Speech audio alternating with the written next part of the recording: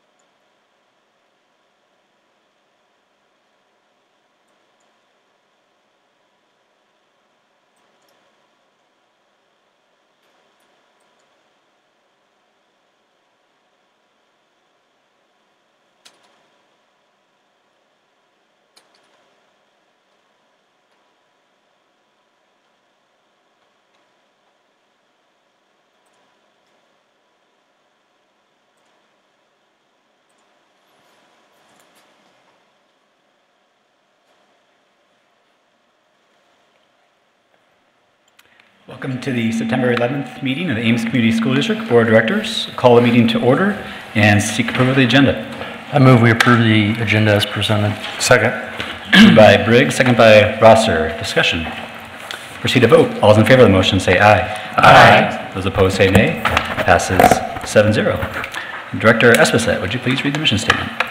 The mission of the Ames Community Schools is to ensure that all learners develop the knowledge, skills, attitudes, values, and personal esteem necessary to grow in and shape a changing society. Thank you. And our first item tonight is a special recognition. Dr. Taylor. It's really my honor, actually, to introduce not only to the board, but to the public, Kirsten Sullivan. Kirsten, would you come up for a second? Kirsten, I've known since 2002, and in some ways it feels like yesterday, and in many ways it feels like a long time ago. Yeah, 1993, I'm sorry, I said 2002, but it's 1993. But she was hired back then, actually, as a social studies teacher, and since then really has taken on American government and American government AP classes and politics in general. Been very active and one of our most outstanding teachers. And the reason that we have Kirsten here tonight is that this last spring we were actually notified by the Secretary of State for the state of Iowa, Paul Pate, and he said you must recognize Kirsten Sullivan for all of her work in organizing and putting together the Iowa Youth Straw Poll at Ames High School. And it was an effort by Kirsten to naturally get kids involved in the entire election process. As Paul Pate said, we think it was a fun activity, but it was also one where we were hoping that kids would learn to get involved in politics, get involved in your community, and more importantly, to vote. And how appropriate that tonight we would have Kirsten here just for that particular reason. It involved 56,000 kids in the state of Iowa, but what really made it important, and the reason that Paul Pate wanted to recognize Kirsten, was that our Iowa straw poll, youth straw poll, was recognized as the most outstanding youth straw poll in the nation by the Iowa, or by the actually National Association of School Boards. So I was tying all of this together in a great way. And I know when Kirsten talked to me last spring, she said next fall would be a really good time to do that. But I was really moved by part of what she wrote back to me, which was one of the last things I tell all of our students when we leave our government class is get involved in your community, be active, and vote. And I know that you had some students. I met a couple of them at the door when I first got here. They got here really early, actually about 10 minutes to 6, but we had some of your students that wanted to be here just because of that particular recognition. So on behalf actually of the Board of Education, and actually on behalf of Paul Pate, who is the Iowa Secretary of State, congratulations, Kirsten, on a job well done. Thank you so very much.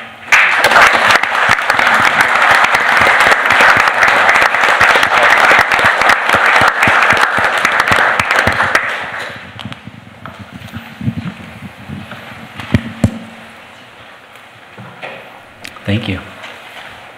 Move on to our next item is committee reports, updates for the board.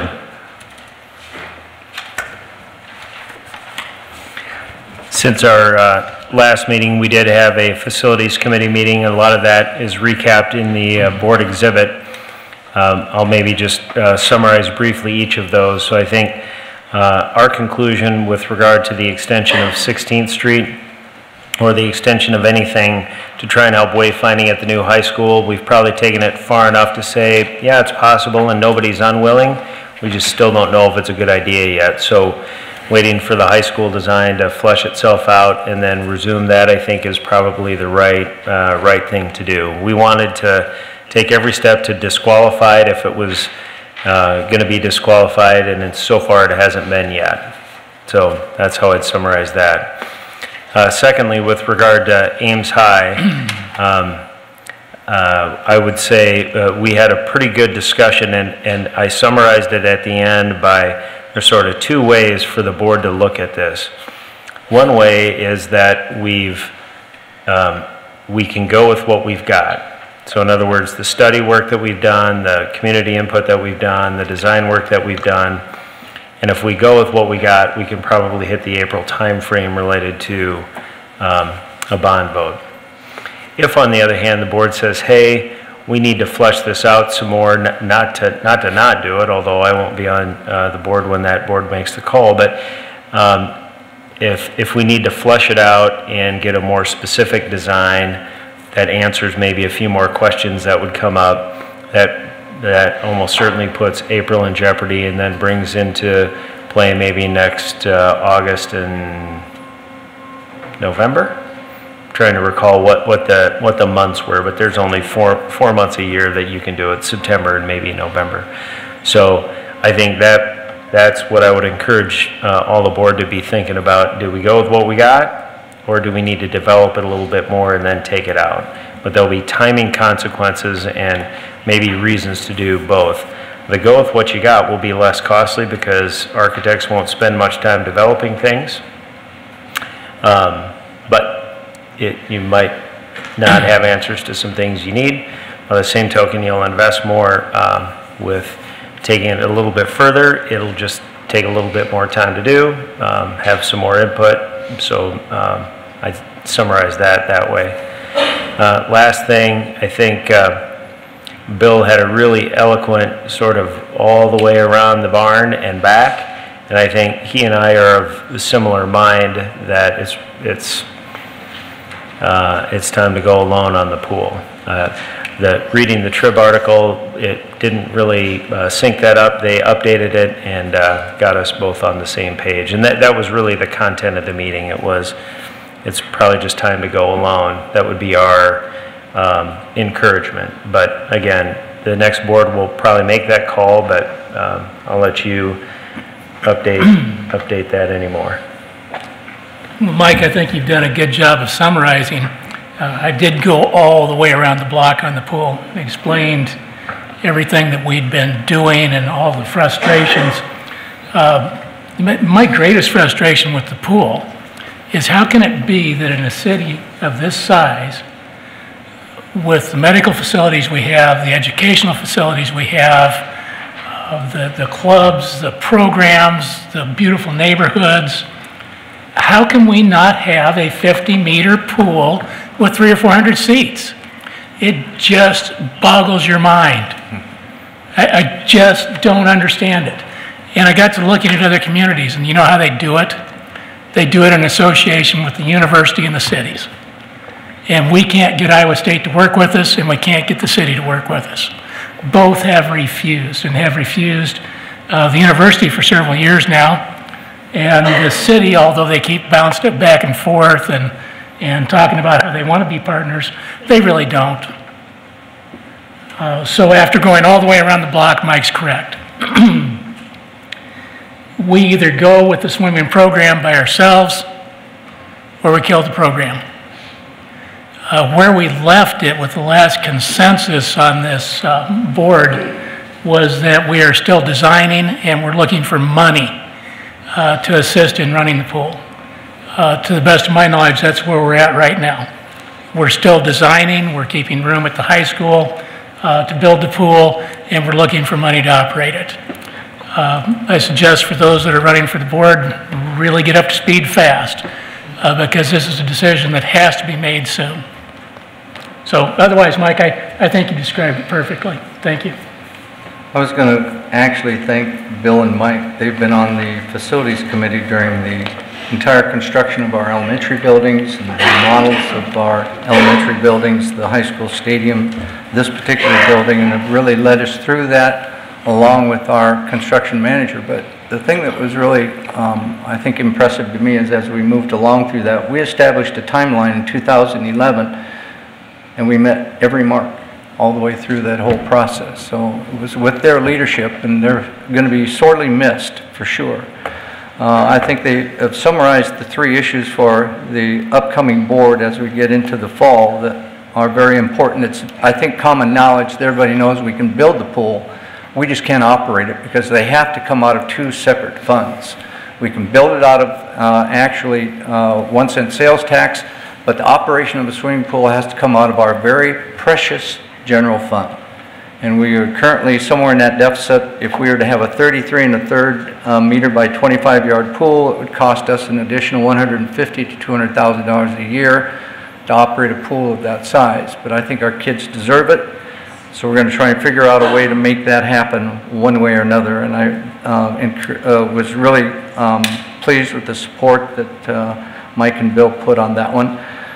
When it comes to the high school project, I think Director Espet summed that up pretty well. This board has been working really hard on that project, and we had a couple work sessions. So they have a lot of information, four, Sam, right? 4 large books full of data relative to renovation or build new. They've gone through all of that and really came to the determination that we should build a new high school.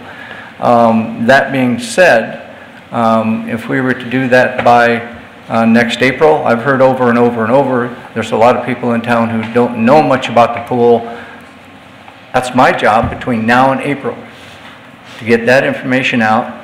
And I call it the rubber chicken circuit. I'll be at every service club. I'll be at any coffees. I've already been to one coffee that was from a retired group of Ames teachers who wanted to know more about it. That's what happens between now and April. The other part of that is developing a resolution. And the resolution is a very specific statement on how those funds will be spent. We can't just go out and ask for money from the public and then not determine how every penny is going to be spent. So that resolution has to take place, and we'll be trying to recruit boots on the ground. People who are advocates for this particular project and are willing to go actually door to door and talk to people about building a new high school at Ames High. And last but not least, the other one that Mike talked about, just for public consumption, we really tried to look at extending 16th Street, which is at the south end of Ridgewood across by Ames High School, extending that straight across to Stang with one real purpose. Can we relieve some of the pressure from the traffic, both on Ridgewood, but especially on 20th in front of Fellows? And would a road like that help? Some of the preliminary study that came through indicated that it may not have any impact on 20th Street, which is one of the really big ones. So That being said, Mike and Bill, as the Facilities Committee, have recommended us just pause for a second, catch our breath, keep the discussions going with both the city and with ISU towards that particular project. Incidentally, that road would cost anywhere in the neighborhood from $5 to $7 million. So it's not one we want to move very rapidly on if it's not going to do us a lot of good. Again, I can't thank Bill and Mike enough for all their hard work. Thank you, guys. Other updates? All right. Any members of the public like to address this topic? All right, we'll move on. Next item tonight's busing issues and feasibility study. Dr. Taylor. One of the things that has transpired this fall that has actually involved Chris Stensland and Dee Hare to a very large extent. It seems like over the last 10 days since we've had school start that Chris and Dee have been spending an inordinate amount of time trying to work with Durham Transportation Services relative to our busing issues. And those busing issues have not gotten any better. We met 3 days before school started, and we were assured at about 70% that, yeah, they were ready. As we've kind of gotten into this, we have found out they weren't ready at all. They have 3 pieces, actually, of technology, and to my understanding, we'll give Durham a chance to counter this if they want, but to my understanding, all 3 of those don't work. One is Z-Pass, which is the card system so that we can really track kids. The other one is TextCaster, which if a bus is late or it breaks down, we have the ability to text parents and let them know. That's not up. And the other one does, believe it or not, scheduling and routing. That's not working either. Dee and Chris have been trying to put that together over a large period of time. And the reason that I'm bringing this up is that it really impacts, as Sue Lawler pointed out today, it really impacts the credibility of the district as we're trying to communicate with parents, but yet we don't really have the information that we need to make that communication accurate. And as a result, one of the things that I would like the board to consider, and in the board packet I provided you with some transportation cost information that says that we're spending approximately $2.4 million on transportation this year. I'm not certain we're getting what we need. $2 million of that comes out of the general fund, and an additional $400,000 comes out of PEPL, which will help us. But we know that Davenport and Iowa City have done some feasibility studies about bringing transportation back in-house. The district did have transportation in-house up until about 2006 or 2009, somewhere in that general area. And since then, we've just had problem after problem after problem. It's time, I think, at this point for us, with the direction from the board, to really come forward and take a look at exploring the cost analysis and comparative data relative to a feasibility study to bring management back in-house. There's been some changes in PEPL, which, interestingly enough, is one of those things that's up for renewal tomorrow night. But recently, we've been allowed through PEPL to lease bus fleets. We previously had leased space to store our busing, but now we have that under control, which is saving us about $70,000 a year. But with PEPL, we have the ability to lease a bus fleet. We just need to find the management that will make that work under the direction of Chris Stensland. And the reason I bring Chris up is in her previous position in Burlington, she, for 15 years, actually, was in charge of transportation for that school district, which was done in-house. So I'm going to stop right there, but I want to give Chris a chance to say something, and Sue, if you wanted to too, also. But I'm just at the point where our credibility, the district's credibility, the credibility of our building principals is all at this point in pretty serious jeopardy over something that I get nervous over things I can control. I get really nervous over things I can't control. And this is one of them that we don't seem to have much control at this point. So, Chris, anything you wanted to mention? Well, probably the biggest frustration for both Dee and I is that in past years we've been able to get information back once all the routes have been done, and we were able to notify parents, and we also then had information in our office so that we could help parents up through Memorial Day or Labor Day weekend. We just didn't have good information. We did get a database back just before the holiday. It had 300 students on it that were no longer enrolled with us. It had siblings on different buses.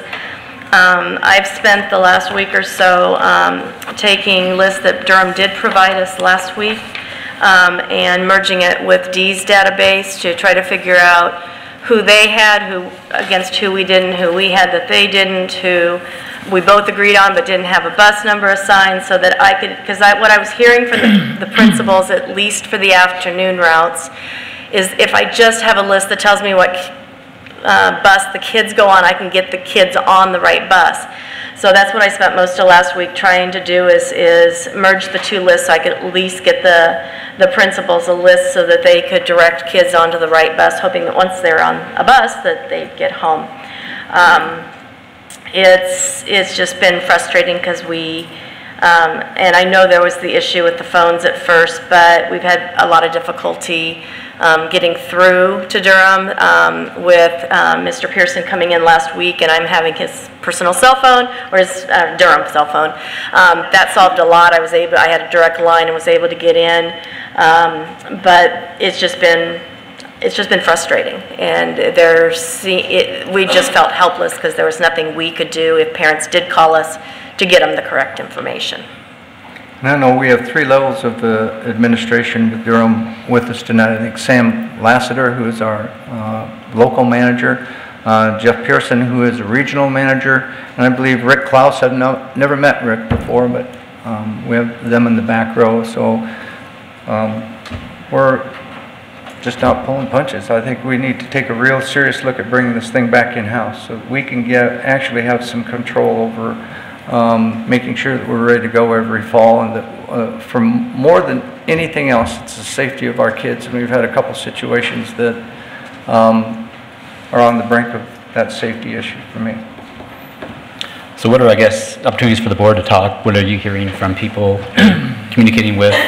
What are your concerns at this point? I'm, of course, very concerned about safety, first and foremost, and having kids being left behind. But I've been having conversations with people, but what are you hearing?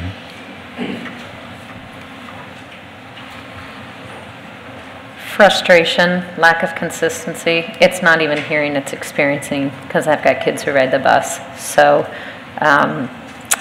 and we try to be patient that those first few days in terms of when it will arrive, either to pick them up or depart, but consistently late 20, 30 and so minutes. So that would be my personal experience. What I'm hearing from families, frustration, especially one whose child happened to get on the wrong bus, but it sounds like we can't even figure out from the school standpoint what bus to send this kid on. That's absolutely unacceptable. So I guess for me, my 2 questions are, yes, feasibility study, I'm all in on, let's take a look at that. But we've got kids who are getting on the bus tomorrow morning. So how are we going to figure out how to make sure our kids are safe tomorrow morning when they get on that bus? And to address that issue, we even had Chris and Durham officials at Sawyer last week to make sure that we were loading the buses correctly. We still were not able to do that successfully. The information, the data was not correct again. This morning, we received more information. Parents were contacted and told which bus number to put the kids on. We confirmed it, even went down to the child and told them specifically which bus to get on. We put them on that bus. The bus driver at first refused and said it was the wrong bus. By the time we got back and put the child on the bus, we found out that it was actually the wrong bus. He's on a different bus now than the one that we gave them the information at 3 o'clock. So by 3:40, the information changed again. And the parent just flat out said, your integrity means nothing now, because you're telling even my child face to face, this is the bus they're supposed to be on, and it's still wrong information, and we can't get it right. Poor Sue and poor Kristen at Northwood have taken the brunt of it. For some reason, it seems to be a perfect storm at Sawyer. And of course, Northwood is always, when we have the 3-year-olds and 4-year-olds, we're always just frantic about them not being on the right bus and not having a parent or a guardian that is there when they're dropped off. The mornings seem to go smoother. Our afternoons have been disaster. I've been listening. The bus drivers are doing the best they can. I've got a radio in my office. I've been listening. A couple times I was able to call and say, hey, I hear you're looking for this kid. Our information says it goes here. They're doing the best they can. I heard 2 bus drivers there was an uncovered route, and they said, I'm going to start at this end, and they're going to start at that end, and we're going to see where we meet in the middle. So they're doing the best they can. But we do have Northwood and Sawyer have been the worst. Fellows started out really bad. I haven't heard from Brandon the last couple days, and it seems to be in the evening. So, and our phones haven't been ringing as much. I don't know if parents have just kind of given up and saying they're going to give us 40 to 50 minutes grace and not call us. But it's just not acceptable. And there hasn't been a complaint that I have received from a parent that isn't justified. And I wish I could defend, but I can't. Thank you very much, Chris, for explaining some things. But it sounds like almost you're in a role of defending them, and I appreciate you doing that. I know you and your staff have been defending the bus drivers. Oh, yeah, right. But you know what? We have representatives from Durham here. Could we please have one of them step up here so that we can get some direction? I wanted the board to discuss first, and then we'll bring him up. But what else are people hearing? Okay. What are you hearing, Lewis? Yeah, I mean, my concern is this isn't the first time. I mean, some of these issues go back many, many years. And these need to be addressed. Yes, everything possible the district's going to do to assist you in doing that. But, and yes, particular schools have had more problems than others, but I would add Meeker to the list. I think they've had quite a few problems in addition to the other 2 schools. But this is just not acceptable, and it needs to be taken care of. Our parents should not have to deal with these problems. And this is our responsibility, our district's responsibility. And I take that very seriously. When I receive emails, phone calls from parents that are just distraught about, and rightly so, their children aren't getting home for like an hour and a half, pushing 2 hours. And we're not talking middle school kids here. We're talking about young children who have just, kindergartners that have just starting school, and they're freaked out, and rightly so. So this needs to be dealt with. We can't, take the excuses any longer, and we need to. I'd like to hear some actions of what's going to be done to rectify these problems very quickly. Any other board comments? Yeah, I'm hearing nothing but frustration, and rightfully so. And the bottom line on it is communication. We are not being communicated to effectively by Durham to know what these issues are when changes are made. We're not in the loop on it. I think we've established that to be the case, and that's just completely unacceptable. 3 years ago, we sat here and we had a heart-to-heart conversation about similar problems and continuity of service and making sure that we had people in place and promised that they would have staff that knew what was going on and knew the Ames system and the problems that we face. And it seems to me like we've been failed, because that is not the case this year. The communication seems to have gone out the window, all phone problems aside. When people aren't answering their phones and people aren't answering questions and people aren't informing us of changes that occur that we need to be in the loop of, because at the end of the day, it's our staff that are face-to-face with the parents and with the children that are trying to make sure that they get home. We need to know these things. It hasn't happened. So I agree. I want to hear why that hasn't happened. I want to hear what we're going to do to solve the problem in the immediate and long term. I really, really, truthfully believe the right direction is look at internally doing this, look at what the costs are, and determine whether or not it's practical. My recollection is the reason we didn't start our feasibility studies, I think it was 3 years ago, it might have been 2, but the reason we didn't start our feasibility studies was because of Z-Pass, TextCaster, and new scheduling programs. So if those things haven't materialized, We need to be very serious about running our own transportation system.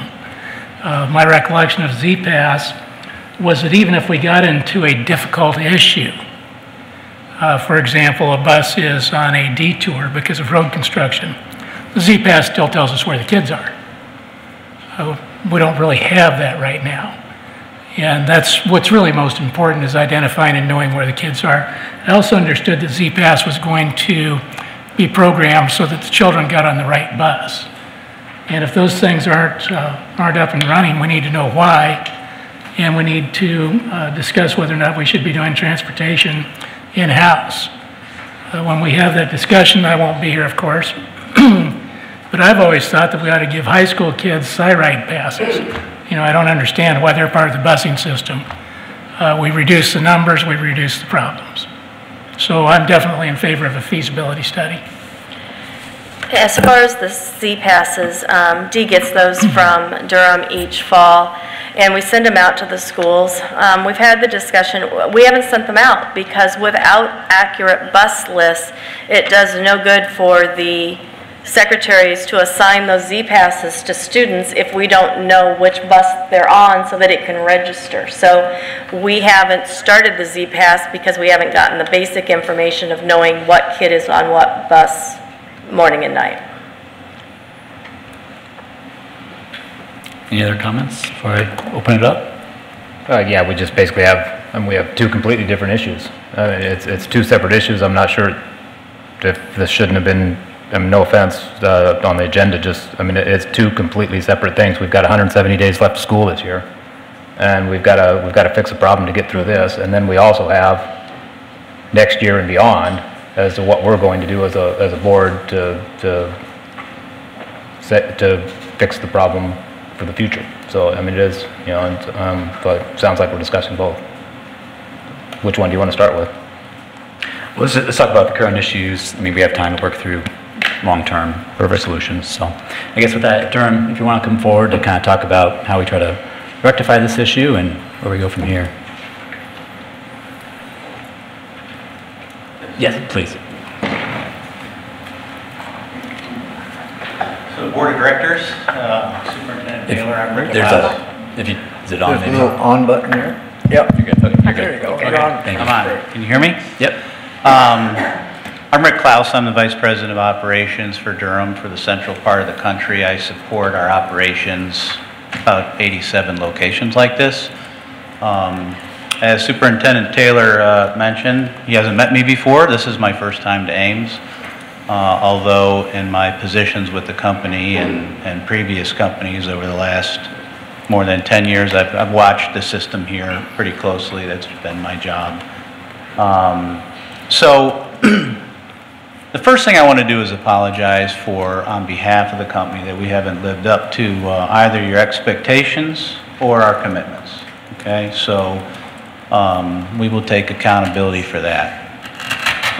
What I'd like to do is talk about what the plan was, what went wrong, and what we're going to do about it. To run a good school bus operation, first and foremost, you need to have enough good drivers. That's pretty simple, and you need a good manager. What's going wrong today is we don't have enough drivers. This is not uncommon around the country. You can read about it, Google it. Bus driver shortages are everywhere. That doesn't absolve us from accountability to get staffed, but that's a reality that we're all facing. So the plan was to be staffed, and we didn't get there. One of the things we talk about a lot at Durham is bad news sells best early, and that didn't happen here. When I heard you say that 3 days before school we met with Durham and we weren't told that there were problems, I'm concerned about that because we knew we were short drivers 3 days before school, and if we didn't come clean about that, we should have. The plan, though, and there's accountability. Let me just say, even if everything went perfectly on the school district side, we'd still be failing. Okay, so when I talk about some of the things that are not going well that are accountable to the school district, I don't want to diminish the fact that being short drivers and not having our routing correct would still cause problems and dissatisfaction, okay? But the plan was, to start getting student data so that we can do the routes on July 5th. We did not get the bulk of the data till July 27th, and that's just too close to the school year to get it right. We're still getting changes throughout the day. Sometimes the same students are changing more than once a day in information we get from the district. And that makes it really hard for us to get our feet under ourselves and get the routes straightened out and fixed. So the communication issue, you talked about Z-Pass not working.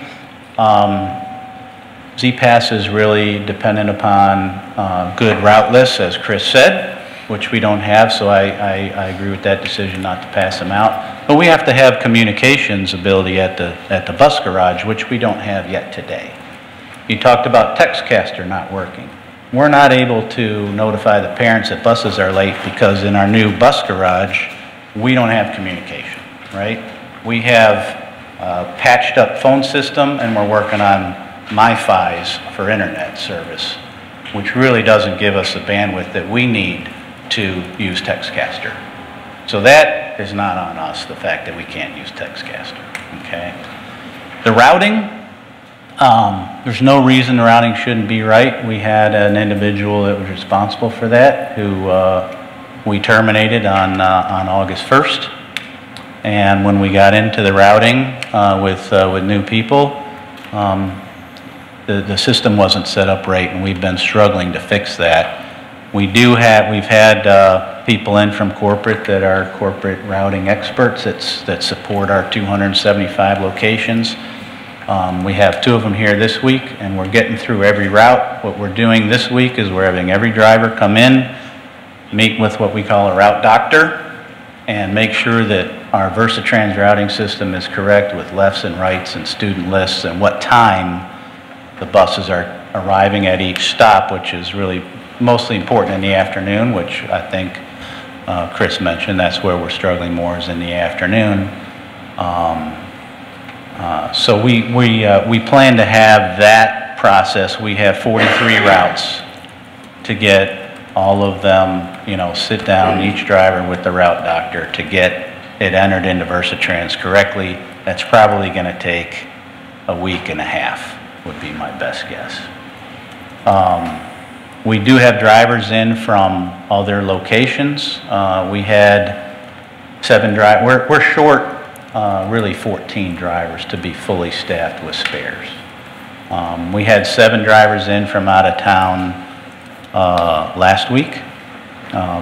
But as I mentioned, bus driver shortages are prevalent, and we only have 2 in right now. So we are having to double up some routes, split some routes where there's room on the buses, and that's what's causing a lot of those late buses in the afternoon because we just don't have drivers to cover them, and that's a longer term solution for us. So I don't have good news for you on the fact that we still need 14 drivers. To cover the trips, because you do, being where you are geographically and places that you all need to go, a lot of the trips leave during afternoon route time, and we're outsourcing all those trips we can to coach companies and things like that at our expense to get the kids to their activities. The key for us really is, I think we've got the routing pretty close to where it needs to be here in the next week, week and a half, but the long-term fix for us is to get drivers.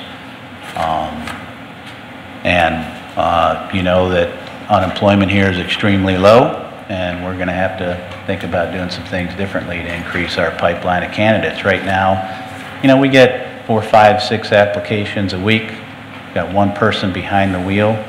We really need to have about 100 applications that we don't have today to be able to get the 14 drivers, maybe 140 applications. So can I ask you a question on that? I mean, our enrollment hasn't changed significantly, so wouldn't you have known that was coming? I mean, I would have thought you would have known 3 months before school starts that you need to have a certain amount of bus drivers to support us, and it seems like you weren't out there doing that.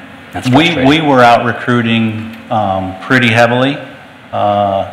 There were a number of people that didn't come back that we thought were coming back. I know we lost a couple of them to, for example, the Nevada School District, which pays, their drivers make $100 a day and ours make 64.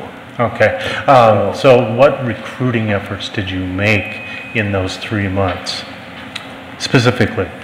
Sure, I would have to defer to my local team on that. Okay. So if Sam or Jeff wants to come up and answer that. Because when school was out, like Director Deardorff said, I mean, you knew we were going to have about the same number of students, so you need. Oh yeah, no question about it. We know how many drivers we need. We know what we need to do to recruit. We have ads all over Indeed. We had a referral bonus for our drivers. We have hiring bonuses out there. We've done advertising. I know we were at parades handing out pencils and cards this summer, but more than that, I would have to defer to the local guys. So the July 19th, August 19th, August 20th, we were fully staffed. That was the week before school started. The week of school starting, the day before school, I had a total of 8 drivers quit, all on the same day, either because of health issues or because of that they needed to move on. So that's what created the issue of being short drivers for the start of school. It wasn't something that happened the week before or prior. I had previously hired 9 drivers through the summer to make sure that I was fully staffed. So can you talk about? I heard. Let me finish. I heard 2 different numbers. You said there was a much higher number months out. Yeah, if we had had, I think what Sam said, we had 8 drivers quit, so we would have still been short. I think was what Okay, so yeah, my follow-up question. We're 14 short. Okay. Right, to be fully staffed with spare drivers, right? 10 to cover all the routes, 4 spare drivers would be what's expected. And you know your market, you've been in this business for a number of years. What do you pay Ames school bus drivers? We pay them right now $32 a route, so in the morning, 32 in the afternoon. So what's that an hour? $64 a day. It's $16 an hour, which is not bad competitively, except that with a 1-tier system, you have really 1 bell time that the buses can't do let's say, the high school and go back and get an elementary school. A lot of school districts spread the bell times apart, so so a bus can do 2 loads or 3 loads, like where I live outside of Chicago, everybody does 3 bell times, and a bus does high school and middle school and elementary. So those drivers are getting 6 hours a day.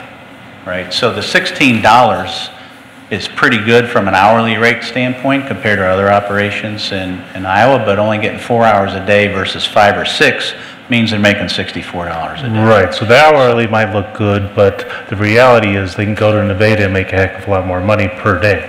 Right, so, and I know this is premature, but I would tell you whether it's Durham, brand XYZ, or in-house, to solve that problem long-term, given the economy the way it is, the unemployment the way it is here, being a college town, long-term solution is to pay bus drivers more money. Oh, okay. And so whether it's, I'm just telling you, whether okay. it's, and I've been doing this a long time, I've done nothing but do the business side of school bus contracting for 12 years. It's going to cost you a lot more money than you're spending today, whether it's in-house, brand X, Y, or Z. Just for future consideration. The feasibility study is awesome. I would love to help you do that if you want, but it's not going to be cheaper. Yeah, we'll figure. So you know. We'll discuss that later. I want to finish this thought. So, are you right now, to solve the problem, going to be offering higher pay to not only to recruit other drivers, but also pay current drivers that you have, so we don't lose them? Well, we did, as Jeff said, we did retention bonuses. We have sign-on bonuses for new drivers. We did in January. We did a retention bonus for everybody. And I've only been here half a day, so I don't have I can't make a commitment to you today what we're going to do, but I believe that's the solution, that for long-term, to be staffed, we're going to have to do something with pay. Well, it sounds like to deal with the initial problem we have today and get through the rest of the school year, that's what you're going to need to do. Thanks. And yeah, I mean, I want to get with the team and ask some of the questions that you've been asking, but that is probably where we're going to end up. I wouldn't disagree with you. If you could speak to the lack of communication. It seems like when things go wrong, the more you communicate, the better things can try to go for people, especially when parents are dropping kids off at a corner hoping they'll get picked up. Why hasn't communication happened? I know there wasn't phone lines, but people have cell phones to call the district. It's frustrating that Chris says there's no one to talk to when we're responsible for 4,500 kids. So why wasn't that happening? Well, we have 4 phone lines, so when things aren't going well, that does not cover it. And we didn't have those 4 lines up and running until the first day of school. Okay, so you know, we're really dependent upon handling 4 calls at a time, which that's the way it's always been here. That's the way it is in most school districts, where you know you don't have a phone bank of 20 people, or you know send phones to a call center somewhere. That just doesn't work with student transportation, because you have to have people locally who know and can get on the radio and talk to the drivers and know the streets. So,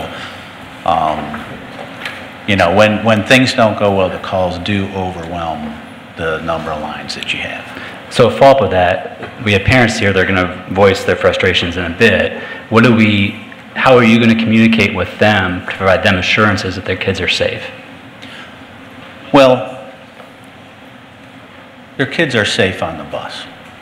It has been proven by every study that's ever been done that children are safer on the bus than in mom's car, than walking to school, than on a city bus. The school bus is the safest place for a child to be. Now, it doesn't feel safe when you don't know where they are and if they're running late. I get that. I'm a parent, my kids ride the bus. But they're safe on the bus. But it's more about before they get on the bus. I mean, I was supposed to be contacted because my child was delayed till after Labor Day, and I had no communication that whole time of what route they're going to be on. So it seems like there's a severe lack of communication and effort coming from your part to get this fixed. Well, I wouldn't disagree with that, but we did not get the student data until the 27th of July, which was 3 weeks late. And and again, I do this all over the country. The way to route school districts properly is to get the data to a month before school, a good solid month plus. You start trickling it in, and then that gives us a couple weeks to route it, a week to give it back to the school district to verify. That leaves you a week to let the drivers pick their routes based on seniority, dry run the routes, and make changes and start school. We didn't have all that time this year. So it was just a blackout period. And then, yeah, so then you, like on August 1st, there was supposed to be, that was part of our plan, a blackout period where we don't take any more school bus registrations, but that didn't happen this year. We've still been getting changes really every day right up to school. And then, so what you do is you have a registration, you cut off, then you take a month before school to get the routing straight, and 2 weeks after the start of school, and then you start adding stops and new students. That's the way most school districts in the country do it to get it right. And we did do the blackout period. You know that. You were part of the blackout period for K through 12. Preschool didn't start till after Labor Day, so we were adding preschool all along because they were still registering. We were a little later this year getting on, there's some things that we can correct next year. Hopefully we're going to operate a summer feeding program at Meeker and having it be an open site, which any kid that walks in the door we can feed. Therefore we won't have to go through Infinite Campus. Because the summer school was in the old calendar year, we couldn't flip the calendar year over till summer school was over. So Kathy had to wait, and so people couldn't. Carl, do you remember what date we flipped I forget when summer school was over, but we flipped open for registration, and that's when the parents then could register online and for busing. 4th or 5th, so we're a little bit delayed. But we have to get the information from the parents. They have to request busing. We do a lot of discretionary busing here. So we were a little delay on that. That can be corrected, certainly, because we will pull the summer feeding program out so it doesn't have to be hooked to the calendar. But even then, we did do the blockout. And Carl can probably, if we can get him a mic, because he knows even more about this than me, we kept asking for the list back before the Labor Day weekend so that the way the communication ideally works and has been working is Durham routes the students, and once they're routed, they provide us with a database. Carl does some sort of magic and matches up all the students based on their student ID with their emails, and the parents' emails, and we email out with their routes, the bus numbers, the stops, the times. Do you want to talk about the database that we got the Thursday before Labor Day and the issues that you had with that? Well, there was two. There was a database with routes that we did get and we initially sent out that had a lot of old data that was still in it, old stops, old routes, students that had graduated. Then we received a second spreadsheet with roughly 900 names on it, where myself and Dee went through line by line to confirm those kids we were told had ridden the bus in the first week of school. We went through that line by line and confirmed that well over 300 of those students weren't even registered in the district, much less rode the bus that first week of school. So what he's saying is there were 961... Sir, would you let him explain? You had an opportunity to speak. You'll have another one. Do not interrupt. That is very rude and disrespectful. So data was started to go back and forth the last couple of years. What we had gone through is out of Infinite Campus, parents register, they choose transportation for their children. There is no way in Infinite Campus to say this student is going to have a charge, the student is going to be free. We do have some open enrolled parents that try to request busing, so we need to filter out some of those. But we send those to Durham. Durham sends us back transportation stops. Those information that comes back on a spreadsheet. I set up a couple accounts because we're only able to send 1,500 emails a day from a single account. We merge those into emails that go to the parents that tell them the stops. Last year, we were able to do it relatively successfully, for the most part. We were able to get those out in a timely fashion. Blackout worked, new kids got added. We did our work, got where they were supposed to. To originally speak, or to speak back to this spreadsheet about the other names on that spreadsheet, all but 30 of those other 600, those parents had not requested transportation. So we go off of sending our data to Durham based on what parents request. It's a clean spreadsheet. This is what the parents want. They put in their address for pickup, put in their address for drop-off in the afternoon. I know there was some attempts to try to make things a little bit easier by not having multiple stops depending on the day of the week and things like that. We can get into with some of that. But for the most part, last year the process worked really well. I'm not sure exactly where things went sideways this year, but even the data that we did send out, within seconds of sending that out, the transportation coordinator account was getting filled up with, that was last year's, that stop is, a mile from my house, that, that sort of thing. And a lot of the lines were just blank. We had students, no information at all.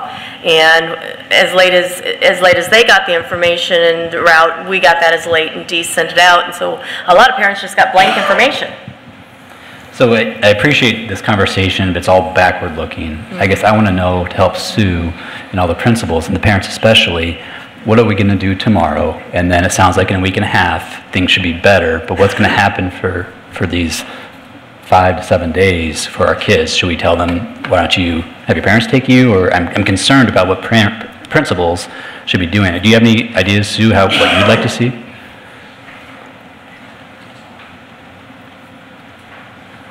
I don't at this point in time, because what we are doing is putting kids on buses and they're the wrong buses. I only have 2 buses at Sawyer, and we've had kids assigned to those 2 buses back and forth 3 times to different numbers. And there's only 2 buses, and we still can't get it right.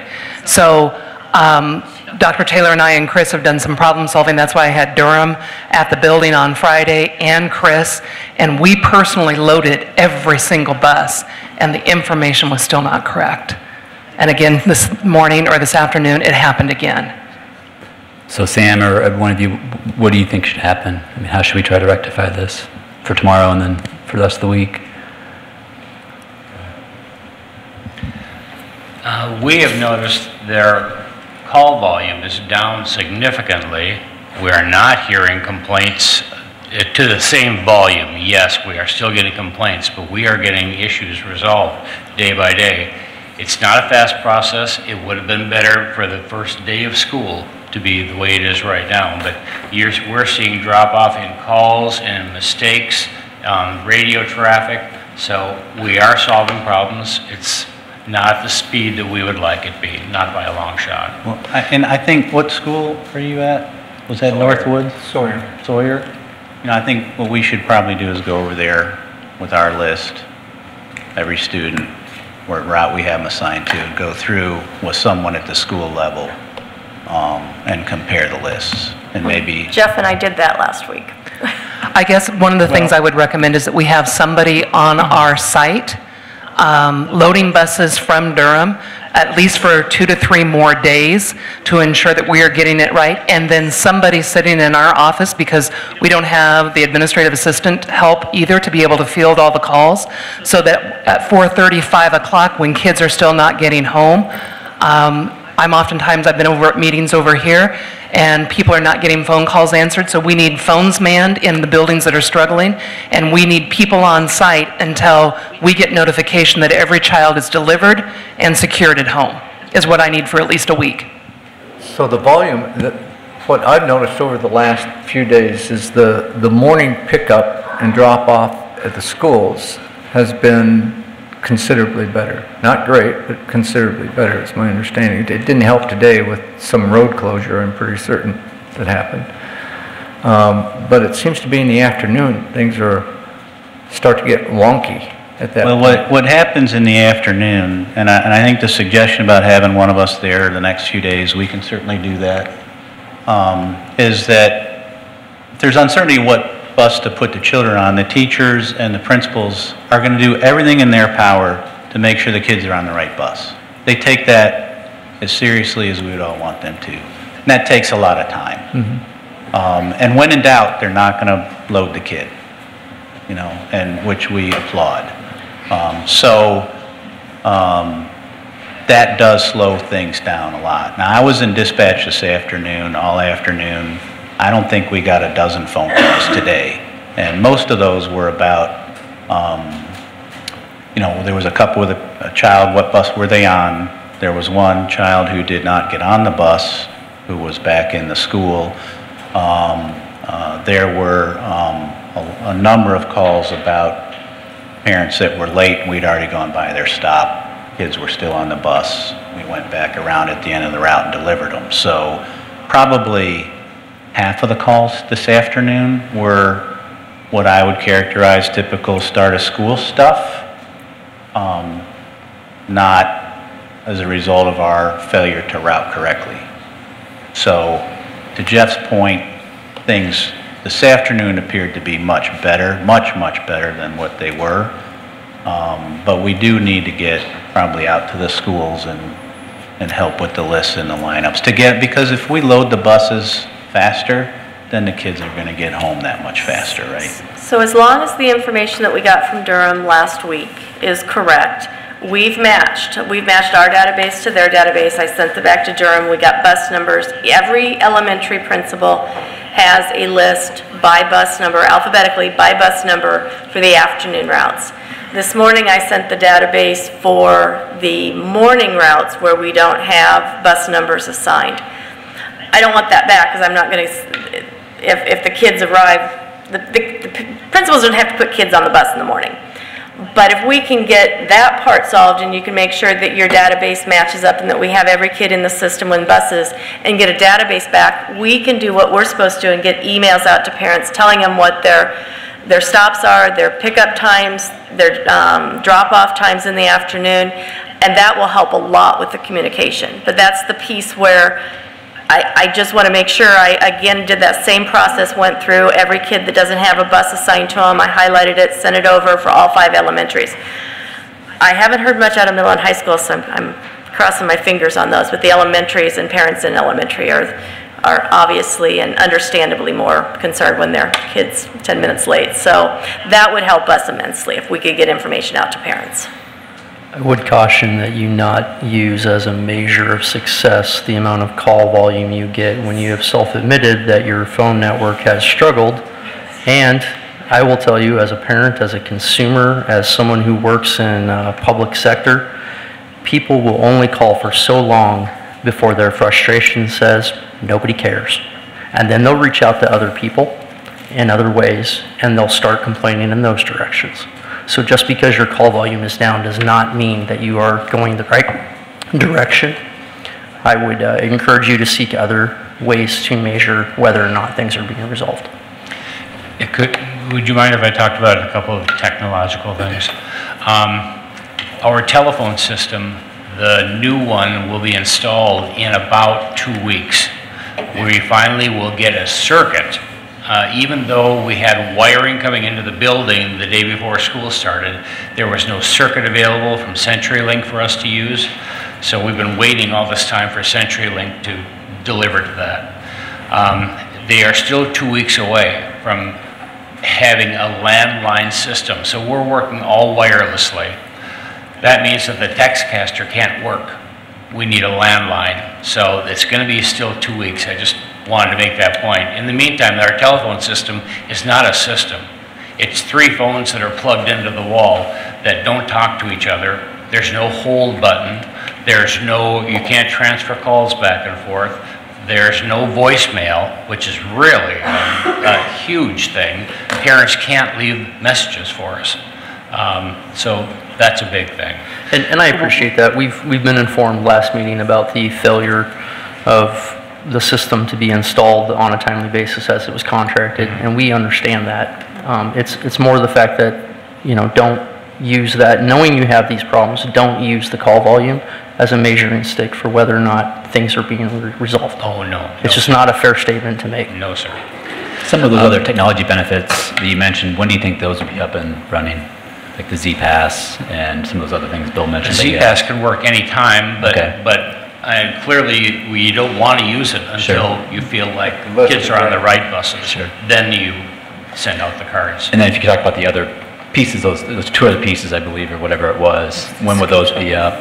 Well, it's talk about those. The other 2 are Textcaster, which is dependent upon the phone system. Okay. And the Versatrans, which the system works. I mean, it's the best computerized routing system you can buy. It works. We have to do a better job of getting the data in there. That's why we've got, resources in from our corporate office that are routing experts, so that when we do the route doctor thing I mentioned, get all that stuff fed to them. We got 2 guys entering that stuff, so the routes will be, where we'd all want them to be during that time. So that functionality within 3 to 4 weeks, or what's? No, I think, like I said, about a week and a half. Okay, so all that. I mean, the system works. Okay. If I could, the second technological thing that I wanted to talk about was we want to install a system that makes Versatrans, the routing system, talk directly to Infinite Campus.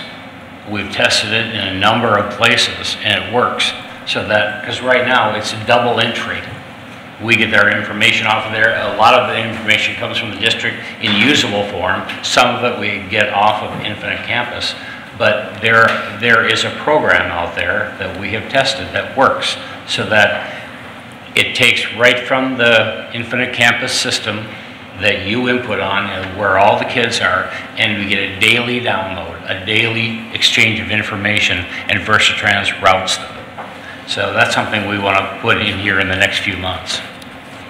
So instead of using Excel spreadsheets back and forth with the schools. Parent registers a student, however it gets in Infinite Campus, it automatically downloads every night. So throughout this conversation, I'm starting to hear a plan that Durham's going to be at our schools to help making sure the routes are correct. I'm still not overly confident as a parent. I want my kid on the bus for 2 weeks. Is that to make sure, if I was a really concerned parent, would I wait 2 weeks before getting them back on the bus if I was really concerned? Well, I can't speak for the parents. I know every parent's a little bit different. There are going to be some that aren't comfortable with that, and that's very understandable. But I do want everybody to know the kids are safe on the bus. That's right. It may be a long ride, longer than we all want, but they're there. The district invests in a lot of bus aids on the regular ed buses. You don't see that a lot. The district this year has made the decision, which we all appreciate, from a transportation standpoint, that the kids have one pickup place and one drop-off place. You know, in years past, kids could be dropped in different places, different days of the week, and that causes a lot of confusion.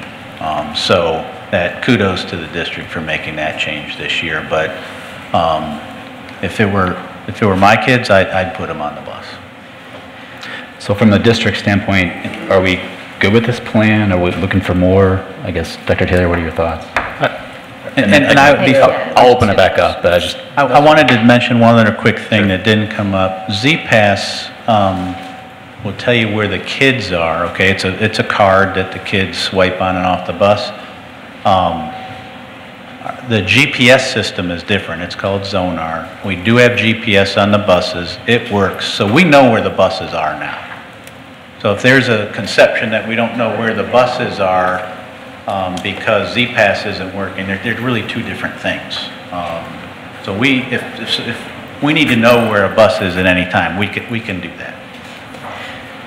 We're pretty much at their mercy, but I think the real key that I've heard from building principals and from Chris is they've never had an accurate list that they can work from.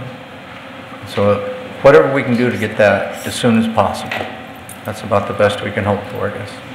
And I do believe, as long as the data is correct, the elementary principals have their afternoon lists, which is what they, I think, were most concerned with.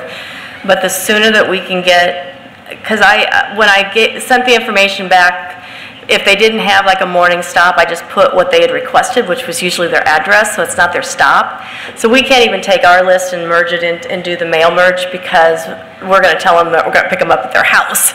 So that's why we need it to come out of Versatrans, so that we can send the emails out. I think that will help parents a lot if we can get them the information, stop and time, what time. So I want to go back to Principal Lawler. You grab the mic. I just want to check information and see if I've heard all this right. The principals met one day last week where this was a major topic of discussion? Yes, we did. What day? The plan at that point, Tim, and I hate to interrupt, but the plan at that point was we knew that we weren't having accurate lists. However, Dee and Chris were pretty confident in the kids who were supposed to ride particular buses. Yeah. So we asked for a spreadsheet from Durham. Yeah. The building principals met and almost one-to-one went into Chris and said, here's who we've got. Yep. And they were able to identify it. So we had at least a workable hard copy in the hands of the building principals. Yep. And that was the plan, to at least get something that was stable, or we thought was stable. Were you in on that meeting? Yes. Present too? Okay, then, and both of you, we've got all the other principals. We've got, I've heard stories of students being told to get off a bus and then not getting back on a bus and being left at schools. You talked about that we'd have staffing available that you want staffing available so you can take phone calls from parents until we know that every kid is home. Do we have staffing if there's 10 kids left at a school that we know that somebody corrals those 10 kids and has them taken care of? Do you need additional staffing? Do we need to, I don't care if it's me or if it's somebody from central admin or just teachers that were paying extra money to be out there and take care of it. And I've been assured by Durham that we will not put kids off the bus. I mean, if it's a situation at Sawyer and they're supposed to be on bus 11 versus bus 23, yes, we're going to do that, but we are not going to have a situation where they leave kids at the school. We have not We've had been that. told this happened. We've been told this happened. That definitely happened at Fellows, and Okay. I addressed that with Durham, and Mr. Pearson assured me that that would not happen again. And what happened at Sawyer is I stood out, it would just happen to be on a Wednesday, and staff went ahead with professional development, and I stayed with kids outside until we were able to get buses secured. And then I came directly after the buses did leave our site. I immediately came over to central office and started doing some problem solving because we knew we were struggling a great deal at that point in time and had no better outlook for the next morning. Are you comfortable answering for the other principals on whether you believe they need extra staffing? I would be concerned about Fellows, Northwood, and Sawyer at this point in time. Sounds like Meeker may have some issues that I'm not aware of.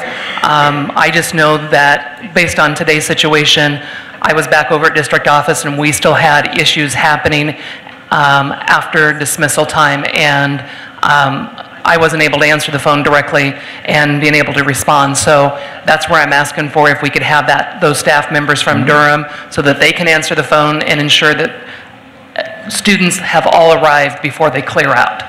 Because that can sometimes be 5 o'clock or after, and we don't always have staffing there beyond at that time period. Up through, did we meet on Thursday? Up through Thursday last week, Meeker, Mitchell, and Edwards hadn't had major issues. Meeker had one late bus of an afternoon last week that we really had to track down. For some reason, they had a lot of late buses this morning. I got an email from the secretary that they were all going to be late. Didn't look like they were all on the list because of the 13th Street closing. So was that because of driver shortage, or? I don't know, was that Ontario Street? It wasn't Ontario Street. They didn't start construction until late. We had 3 drivers not show up. Okay. So we hadn't had until one bus last week, and then this morning for Meeker. Meeker hasn't been a problem. We had one child that from Edwards the first week that we had to track down. And Justin down at Mitchell says even though he didn't have accurate lists, the drivers seem to know the kids and seem to know where they belong and is getting them to school and home, and he hasn't had any major problems. So Northwood's been a little bit different because we've had some issues at Northwood. So I see a Mitchell parent evidently standing up, so maybe something's happened since I've talked to Justin last. But and so that was the word that Justin gave me last week. That's accurate, wouldn't you say? That's accurate. So my kids get checked off when they get on the bus and when they get off. Is that happening everywhere? That is, I mean, that's what we were doing, but then the bus drivers, one day the bus showed up with the exact same list for both buses. And so we had a list, but their information was incorrect. They both had bus 23 bus route, and so we were trying to load and they were arguing and stating that those weren't their students. But yes, we've now got staff making sure we are loading every student from our list and it agrees with the Durham list. So our staff is taking responsibility. How about the bus drivers? The bus drivers are doing the actual checking on paper also. And they are. And yeah. Now, in certain cases, like at Sawyer, I've been there several nights. The one night, I think it was Thursday night, that Chris was there, so we were checking them off in addition to the drivers. They also checked them off according to their lists. And it can go a little slow, and eventually, hopefully, the bus drivers will learn their kids and know which kids are supposed to be on their bus. But the principals definitely asked me for an alphabetized list by bus, which is what I provided them. The bus driver's list is by stops, and so I can see that child A is supposed to be on bus 23. They've got to go find the stop that the child belongs to check them off, so it takes a little bit longer on the bus driver's part. If you guys have people on site at every one of our buildings, I mean, technology-wise, what would they have with them? How are they able to answer any questions if they're on site? What would you need from us, and what are they going to bring with them to make it that having anybody on site is actually doing us any good? Explain that part to me. we'll have to talk about that. We don't have enough people to go to every building. But what I'm hearing is you have 3 elementary schools that it would behoove us to have people at tomorrow for take home, which would be Fellows, Sawyer, and of course the pre-K to Northwood School. I would still like to go beyond one day because we thought we had this licked on Thursday, and then 2 days later we're back with problems. Yeah, a couple days. That's not a problem. Northwood, I think they've got a really good system for getting the kids on the buses and getting the kids off when they arrive. Our issues with Northwood have been the drop-offs and not either being at the right stop or where the parent was told to be, or in a couple of cases not having the parent there when the child was dropped off. So it's not necessarily staff at the building for Northwood. The principal over there has been awesome. She's brand new, but she's been awesome, and she's got a system. So I don't know that we need staff at Northwood. Okay. And she's been calling me if she needs extra, and I've been going over and helping if they've got a special circumstance. So, but we need to make sure that for Northwood that we're getting those kids to the bus stops they're supposed to be at, and that a parent or guardian are there to take the child. So really having technology with us at the stop or at the school, it's really these lists that Chris has spoken of that we vetted and make sure that we have every kid with their bus and the bus drivers have the right list. So that, you know, it's not like we have an app active where we can track buses and children yet. So it really isn't a technology thing at the schools. It's just having the right Versatrans information in front of us to get them loaded in the right amount of time, to get them on the right bus and get them home. And I know at least last week, one of the issues with not getting phones answered either for us or for the parents was that some of your office staff was out driving buses because of the shortage. So has that, I mean, are we going to be assured that there's staff there that eventually if someone's calling that main number, that the phones will get answered? Today, I think we just had one staff person on a route. Okay. Because that would help a lot. If there were a staff member or 2 in the office that we can get a hold of. Like I said, it's been very nice to have your cell phone, and now that Sam's back, I called his several times today. But if they're just manning those phones, that would be really good. Other comments? All right, well, we'll continue to improve. I would ask you if you could just observe some of the conversation that we'll have here after this. That'd be nice. But we'll ask the public to come up to share their feelings as well. And so we'll be happy to stay after the meeting if anybody wants, or any parents want to talk to us outside. We'll hang out until there aren't any more people to talk to. Great, thank you. Thank you. All right, we'll move on to the second portion of this topic. Any public comments? Yeah, please come forward. Are you up here? Yes, if you would, and then if you could fill out that. I've been a mom for a really long time, and I've never. Sure. If you could fill out the form when you're done, that'd be great. Yeah, you can say your comment first if you want. My name is Kimberly Reimer. My daughter, Logan Reimer, is a fifth grade at Fellows. Perfect. Thank you. She's been riding the bus for 3 years now. Every year we've had an issue. First year she was missing for 3 hours. Nobody could tell me where she was. Second year, they put her on the wrong bus. Nobody could tell me where she was. God, I hoped this year was going to be different. Last Tuesday, on September 5th, she and 5 other children got on the bus, was told by the driver they were not on a list, and they were removed from the bus. They were told to go back up to the school. One of those little girls was 5 years old and had no idea where the office was.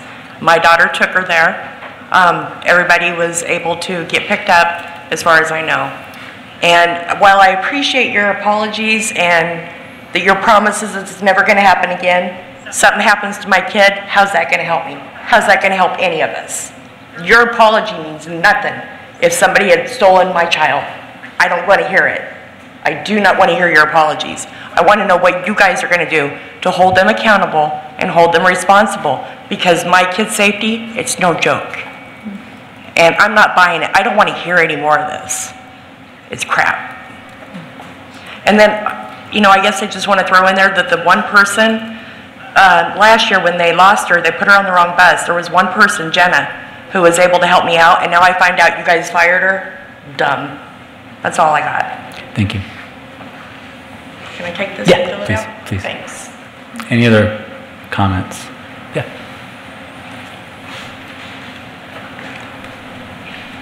Hi, my name is Jennifer Ensley Gorshi. I have students at Fellows, a 6-year-old first grader at Fellows and a 4-year-old at Northwood. And I wanted to encourage you guys to really take this very seriously and really consider what the school district's role is in protecting our kids. I have 2 examples from the last few weeks. During the first week of school, I have a 6-year-old first grader, as I just said. Their bus, she got off the bus at 5:10. She'd been on the bus for an hour and 45 minutes. I was frantically making calls, could not reach anyone. I could not reach Dee Hare, I could not reach Durham. I was calling through to principals. I could not get anyone to answer the phone. I finally buzzed through to the superintendent's office and at least found a voicemail where I could leave a message to find out where my daughter was. I mean, an hour and 45 minutes, we could have driven to Omaha in that time that this 6-year-old was on the bus. She had to go to the bathroom. She was starving.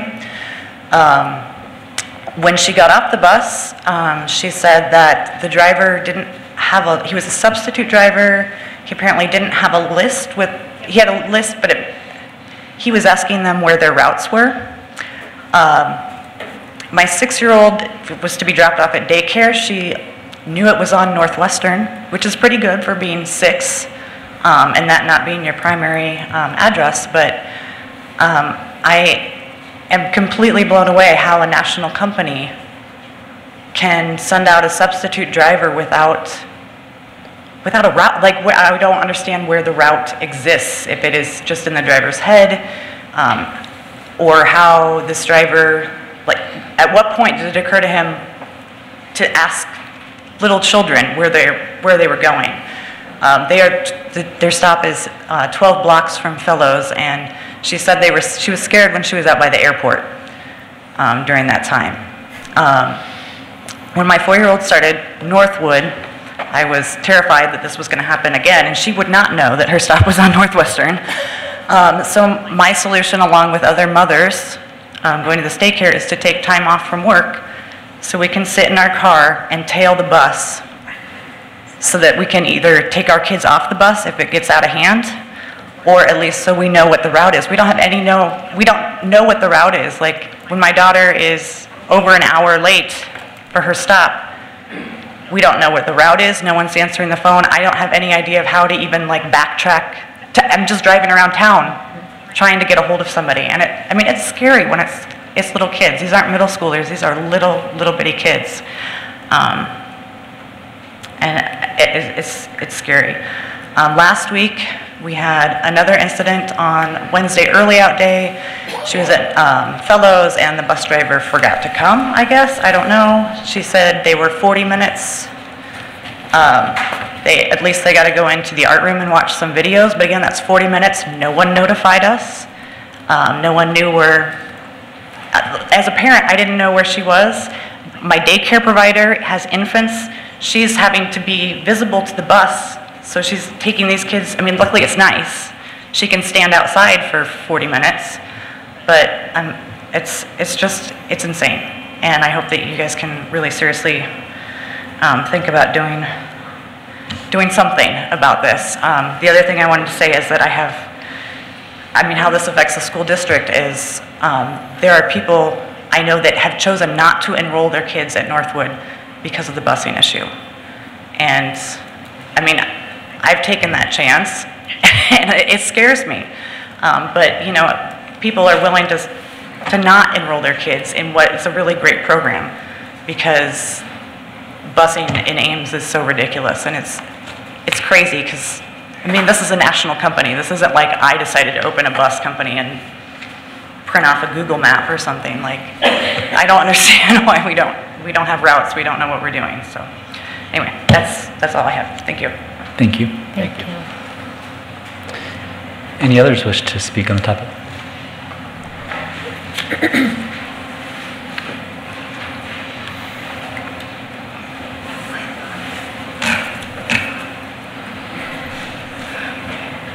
My name's Deanne Malone, and I have a 5-year-old who attends Cape Mitchell. I wasn't planning on coming up here tonight until I heard someone on this board say that we've had no incidents in Mitchell. My son last week got on the wrong bus. He admits it was his accident, but he's 5 years old.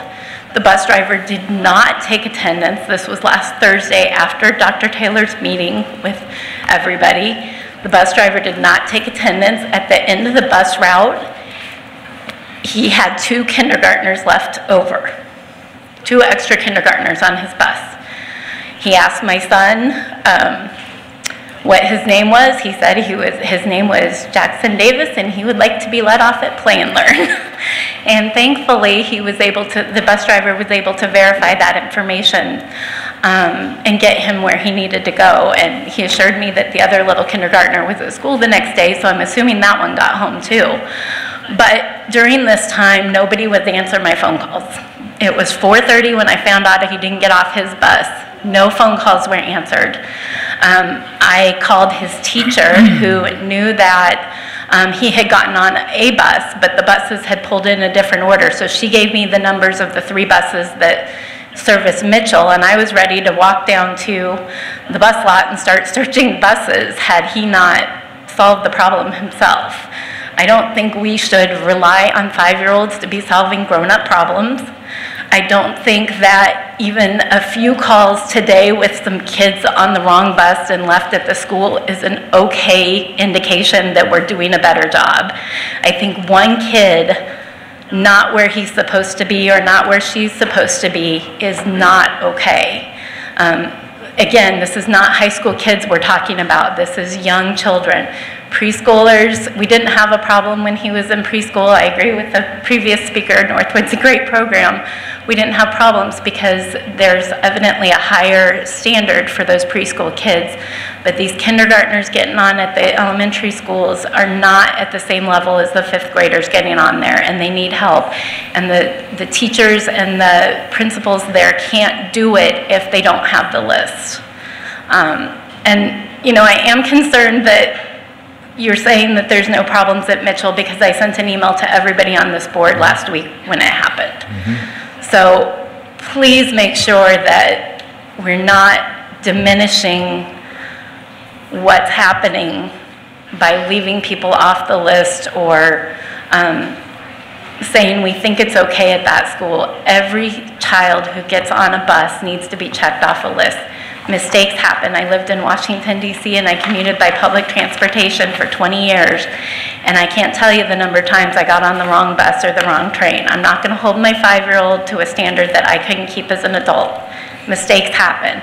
We have to have a system that understands mistakes are going to happen and catches them at the very first moment, catches them at the school so we can get them off that bus and onto the correct bus at that time. Thank you. Thank you. Anyone else wish to speak?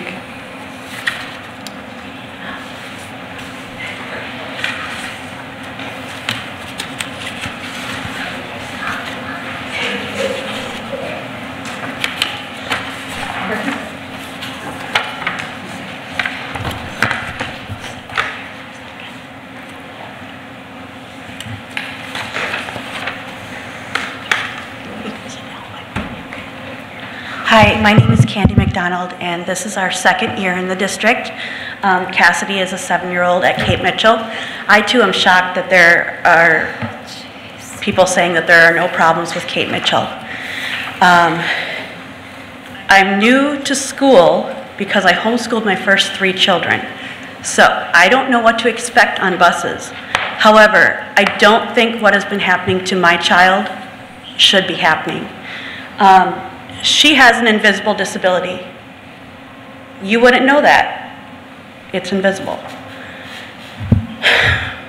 The first week of school, we didn't know when the bus was going to come in the morning. We didn't know when the bus was going to come at night. Last year, she was one of the last students on the bus, one of the first students off the bus. 15 minutes, not a problem. This year, Originally, they were supposed to be picked up at 6:56 a.m. We were told after we took them to school because we didn't know when the bus was going to come, but we were not given a drop-off time. Her bus consistently comes an hour to an hour and 20 minutes past the time that she would have been home last year. The week that was the first full week, which we had the early out, 1:45 for conferences, the school bus did not get back most days until after the 3:35 regular dismissal time. Because she has an invisible disability, I was very concerned about an hour or longer on the bus. She doesn't always remember the rules. Lots of mornings I have to sing them to her so that she remembers the most important ones. Her teacher last year sang phonetics to her so that she could grasp them after 1 year of homeschool kindergarten and 1 year of regular public school kindergarten. And for that, I am forever grateful. I told the school, I talked with Mr. Jeffs several times since the beginning of the year. We're becoming fast friends in his office, which he is wonderful and tries to solve everything. I voiced my concern because I have her fully harnessed in a 5-point harness in my car because she is not mature enough to sit on a seat, even in a booster seat, for longer than 30 minutes. And I didn't think living on South 16th and being close to the school that I would have to worry about that. However, when she's on the bus for an hour, obviously I'm going to worry about her staying seated and being safe. Now it's different from the parents that obviously their kids are dropped off at the wrong spot. I'm concerned about her safety on the bus. I had called and talked with 3 different people at Durham when the phone does get answered, because I don't get a busy signal, I just get a ring, ring, ring, ring. Always. It doesn't get answered. The 4th person I talked to was Sam, and he said he was the new GM. I happened to be driving my daughter to school that morning because she had again missed the bus because we thought it was a 6:56 busing time. And I have a lot of other issues besides being on crutches going on that makes that impossible for us to meet. He assured me that he would call me back. Assured me. I told him the first 3 people that said that never called me back. He said that won't happen with me. He tried to give me his cell phone number. I told him that I was driving and I couldn't take a cell phone number. He said it anyways, which I'm sorry, I'm driving, I want to be safe. Did I get a call back that morning or afternoon from Sam? No. Let me say I'm really disappointed. I had all hope that because he said he was the person in charge, that I would get a call back. The thing that I was talking with him about, there were a couple things. The first week of school we only had a partial week, the bus driver was dropping the children off on the other side of the driveway of our apartment complex. So there, even if they walk on the sidewalk, they're crossing where cars are zooming in and out of a curvy driveway. The parents and the children on the bus had asked him to stop where it's always stopped at the end of a sidewalk where there's a clear walkway across the driveway where people have to yield for the pedestrians. And it's more visible around the corner. As told by my daughter and the other students on the bus, the driver said the parents aren't on the bus, I can do what I want. He did not deny that when I asked him. And these kids are honest. They will take care, they will speak up when someone is treated unfairly. They care. The big kids in the elementary school care for the little kids, and I'm grateful for that. Last year, I'll tell you an incident that no other parent believed except for me. The kids came off the bus and said the bus aide was changing clothes, and they saw her underwear, and she was in very, very short shorts when she got done, and they saw her bra straps. I was the only one that called Durham and reported that. The person reviewed the camera and said, yes, those kids were correct, and that person was terminated. This year, I had requested from Sam that my daughter be allowed to sit in the middle of the bus with her friends, that one had come from Northwood and one had transferred in from Sawyer because her siblings no longer went to Sawyer, and she wanted to go to school with her cousin and other friends. And she's been talking about it all summer. She has been made to feel like she is in trouble and has been forced to sit in the front seat of the bus one day with a friend who was told that she was talking too loud. So that was a punishment. If my child is sitting by someone who has been told they have to sit up there because they're too loud on the bus, wouldn't you as a 7-year-old think that you were being punished too? It doesn't make her want to ride the bus. When I spoke with Mr. Jeffs, we had both agreed that it was reasonable to ask that she be able to sit, or to tell them that she was allowed to sit with her friends. You know, she's sitting in the middle of the seat, so if she bounces around, she's not going to bounce off and hit her head, which I appreciated because she does have seizures. We only requested that when the bus aide went by, if she saw Cassidy peek her little eyes up over the seat, that she just be reminded gently to sit back down, because chances are she forgot the rule. But this has not happened. So late today, I received an email from Mr. Jeffs saying that he called Cassidy into his office to ask what had happened on the bus and if she was allowed to sit by a friend. And I told him I was going to be here tonight to talk about this. What Cassidy told him was completely different. And this was an email the next week after this incident had happened. She came home that day from school. She was distraught because she thought she was in trouble being called down to the principal's office. So a child in fear is not always going to communicate clearly what happened and what they thought. And as I suspected, it was completely opposite of what she told Mr. Jeffs. Last week, I did confront the school bus driver and the aide, who happened to be a husband and wife team. I was polite. There were many other parents there standing behind me. I didn't get on the bus. I used to be a bus driver. I wouldn't want a parent to get on my bus. I stood there on the ground, and I mentioned to them, I said, this is something that I just need to tell you, I feel like, because I don't feel like you understand my daughter and what we have agreed upon. I said she has been allowed to sit with her friends in about the middle of the bus, middle or forward, and that we had asked that the bus aide, as you go back and forth, just a reminder, Cassidy, stay in your seat, you know, so that you're safe.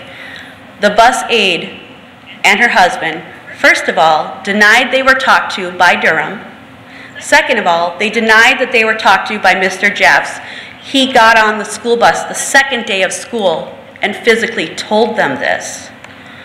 Thirdly, then they changed their story and denied that any conversation had gone on and that they were not even ever told about anything wrong with my child and any needs that had to be met.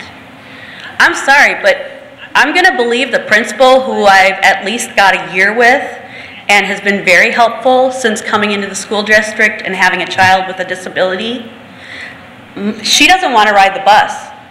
I don't want her to send her to school on the bus. But there are many mornings that I can't drive. Some days I can't even get up because of the pain, so I'll have to drive her to school or find someone that can drive her. I don't know what to do as a parent. I'm at a loss. There are a few things that I took notes about from what the school bus driver people from the company were saying. Number one was the ringing, or the lack of phone calls. And I would say it's because we've given up. It's not just me.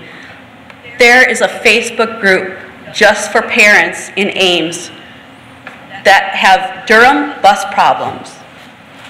There's also another Facebook group for people that live in Ames, and things have been mentioned on there every single day. 5-year-olds shouldn't get lost. If my child would have been on a bus that she didn't know where she was going, She would not be able to tell them her address because she can't remember it. I'm lucky that she hasn't gotten on the wrong bus. And I know that you say that there are checklists, but in the time that I've picked up Cassidy on and off throughout the year to go to a doctor's appointment or something, I've never seen a checklist getting physically crossed off. And you know, when you're sitting in the parent pickup line, you watch these kids run out to the bus. You know, and I've been there in line when the buses leave and don't see teachers going back and forth, checking off kids. However, I know that the teachers care about their kids very much, and they don't want to see a child left at school. I hope that you can address these things and just get this fixed. These kids deserve better. When I drove a bus for 16 years in Minnesota, I knew that these children were as important as my own, and I brought my kids on my school bus. This is the future of the city and the future of the state and of the country. You need to protect them and keep them safe. Thank you. Anyone else wish to speak? I apologize, but I need to be leaving, so. Okay. To do work. All right, thank you for the feedback. Before we go on, Sure, I just go want to make one comment. After hearing from some of the comments and also the discussion that we had beforehand, it's become abundantly clear to me that one of the biggest things we need to do is make sure somebody's answering the darn phone. Really. So, it's not too much to ask right now that until the text casting system is up and running, that Durham has staff at their phones until every child is off the bus in this system. Secondly, answering machines, really? I expect you, sir, one of you gentlemen, to go to Target tonight or wherever you need to do it, or first thing in the morning, and buy an old-fashioned answering machine and plug it in. Come on. Don't give me this, oh, we don't have a system. Gee, it doesn't communicate. We can't even transfer a phone call. Really? That is totally unacceptable. The safety of our children, the concerns of our parents are real. So please help us deal with this. Take these simple steps, and I do expect that phones get answered. I don't want to get any more phone calls and emails about people giving up on making phone calls to you. It's just not acceptable. So please, these are simple things to do.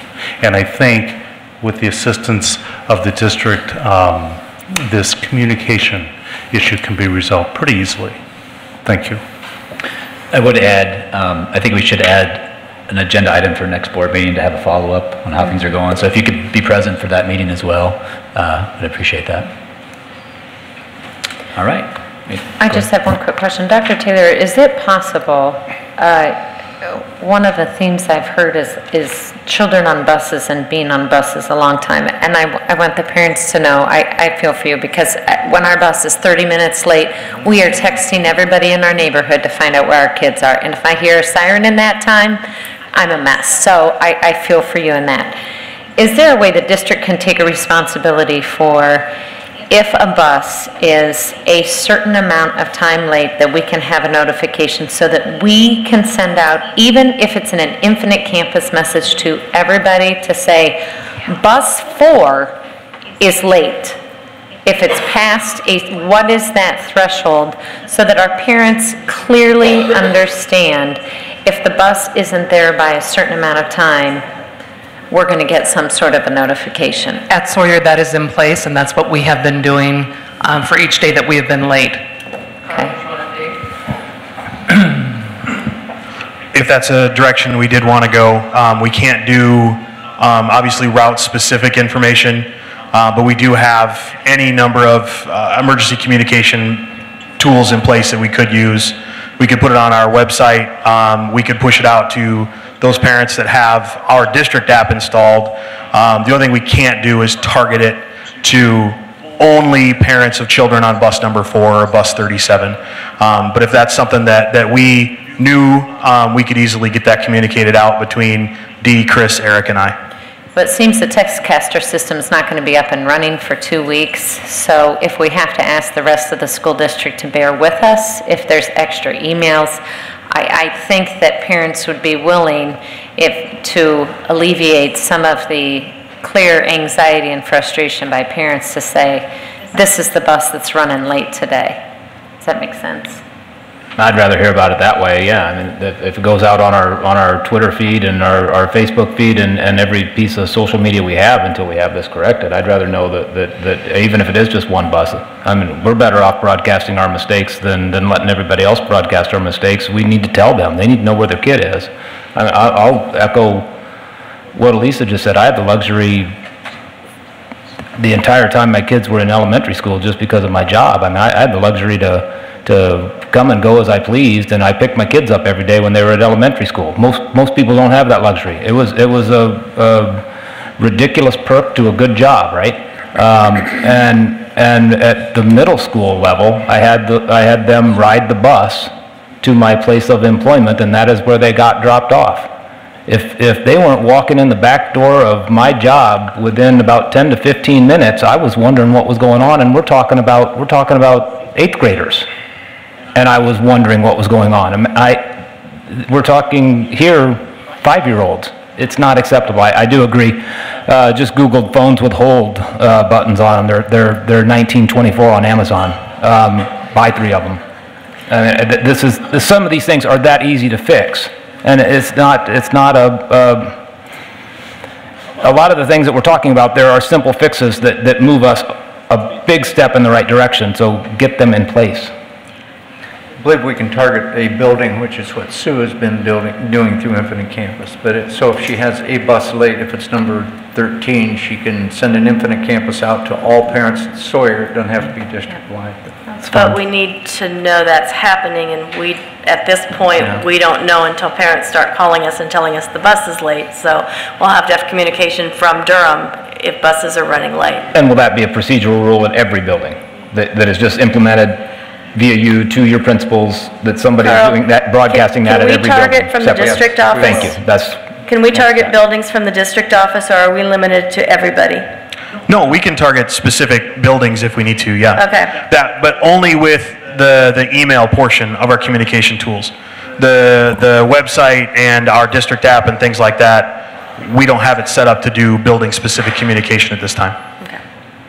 So we just need the information if a bus is getting late, and then I'll work with Carl and Eric to make sure that gets out.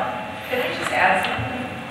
We've kind of avoided calling. Can you come up to the mic, please, so everyone can hear you? I appreciate it. Thank you. The reason they're not getting any complaints from us is because, for one, if my daughter has her regular bus driver who knows everybody and knows where they go, unless they change that at the last minute, she's where she's supposed to be when she's supposed to be. But the one thing I never wanted to do was buy my 10-year-old daughter a cell phone, but she has one. And if there's an issue, we don't bother with them. She just calls home. Yeah. So it's the Durham line, but we got it. So thank you. Thank you. Could I say one more thing? Sure. And I could watch, can I just? No, right there. That's fine. Okay. One thing I forgot to say was the comment of the bus aide when I approached the bus. And I asked her about the walking, back and forth on the bus. She said, honey, I walk miles and miles on this bus every day. And then do you want me to walk more? And I said yes. I mean, I'm sorry. A bus aide's job is to walk back and forth and ensure the safety of the children. All right, any further comments? All right, moving on to next item tonight, our public forum. We have 2 people wishing to speak. Okay. She spoke. Residents of the district, students attending the district, parents or guardians of students attending the district, or district staff may address the board about any topic relevant to the district, whether on the current agenda or not. Speaker participation is limited to 3 minutes once per item. The views and opinions of citizens addressing the board do not necessarily reflect those of the board, district administration, or staff. Speakers are to remember that Iowa law prohibits the board from discussing specific employees, students, or their performance. Student speakers will state their name and school. Others will state their name and address. And just to make sure, Kim did already spoke? She okay. did. So Catherine Fromm. Go ahead. Yep, go ahead.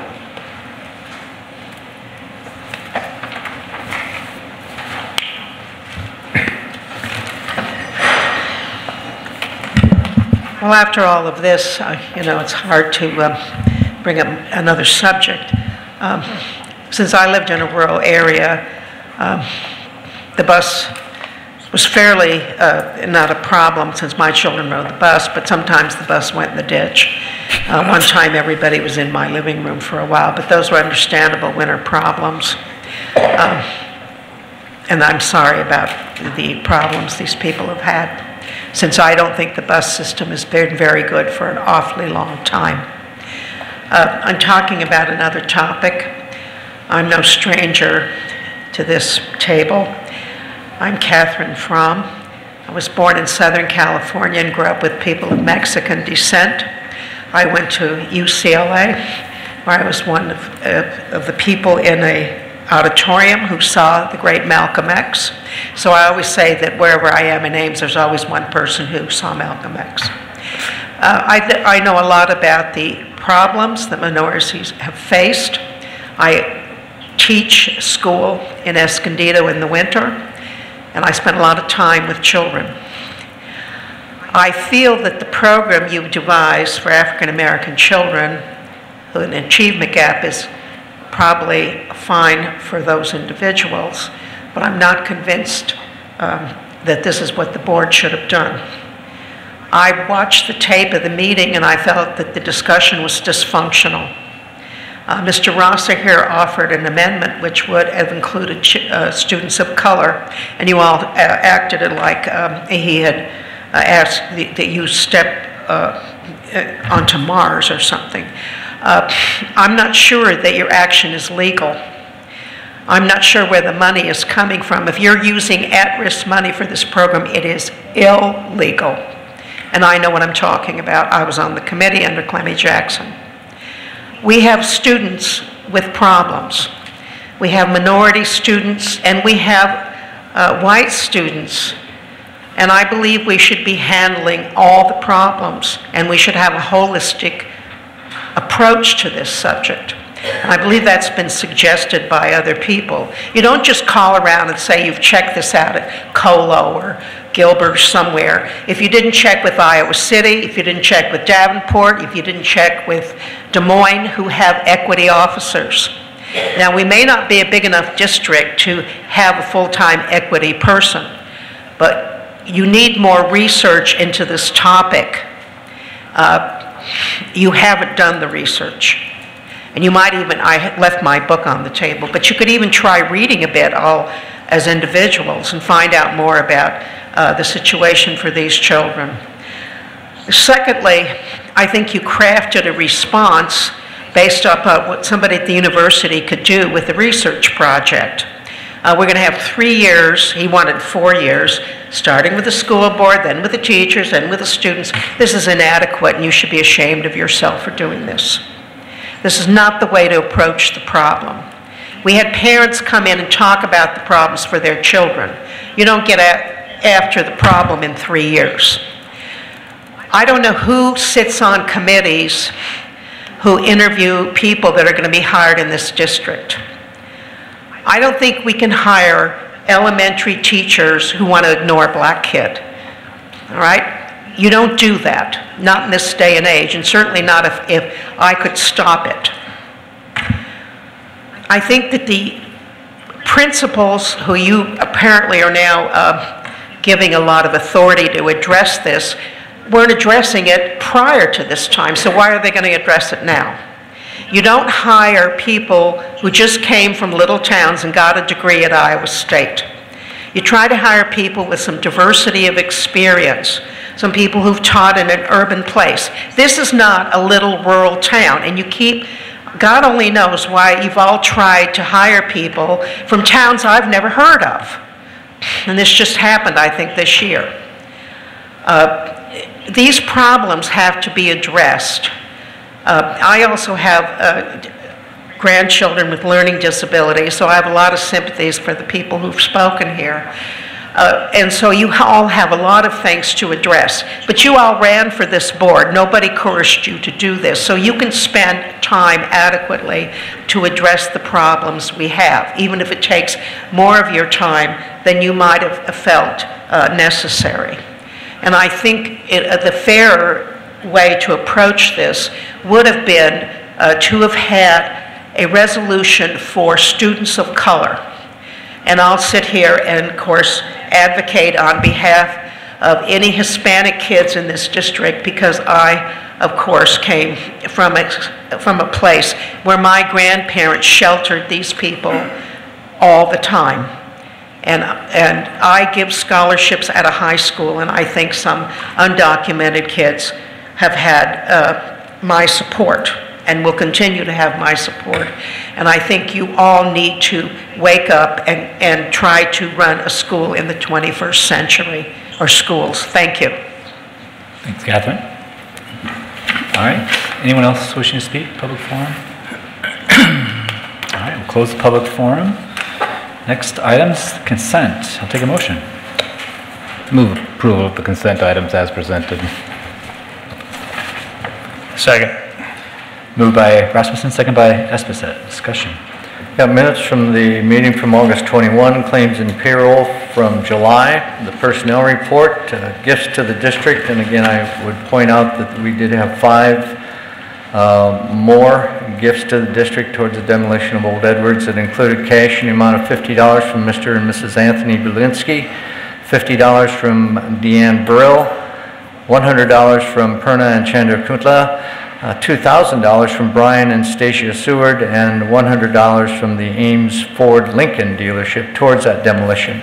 There was also a cash donation of $250 from the Golden K Kiwanis to the Northwood Preschool Center, $500 from Wayne Larson Collision Specialist to the Edwards Makerspace, 4 scroll saws from the Ames Home Builders Association to the High School Industrial Tech Department, 8 filled backpacks from Finesse Spa Salon to the district, school supplies from Marianne Cotton to Sawyer Elementary School, and a snare drum and bell combination kit from Steve and Brenda Bauer to the elementary band.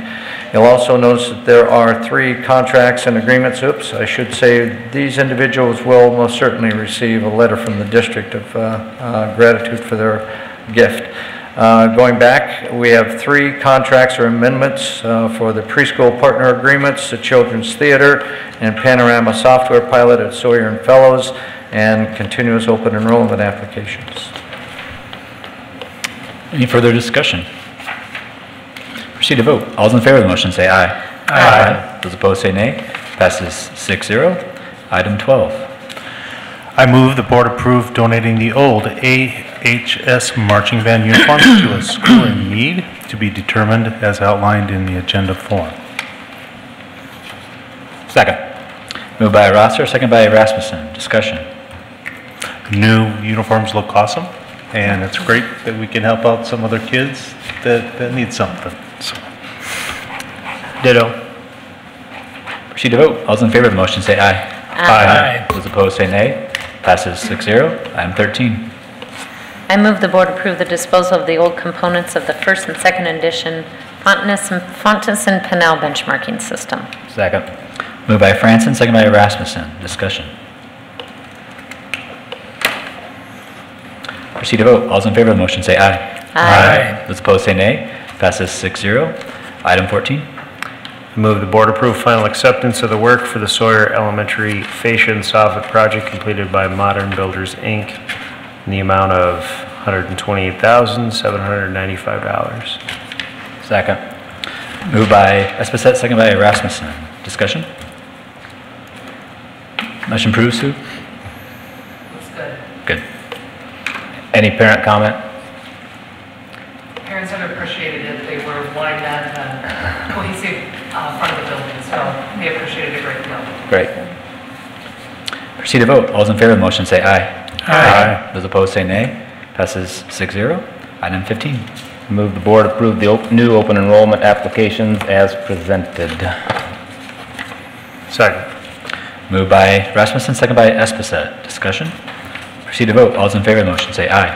Aye. Those opposed say nay. Passes 6-0. Items from the board.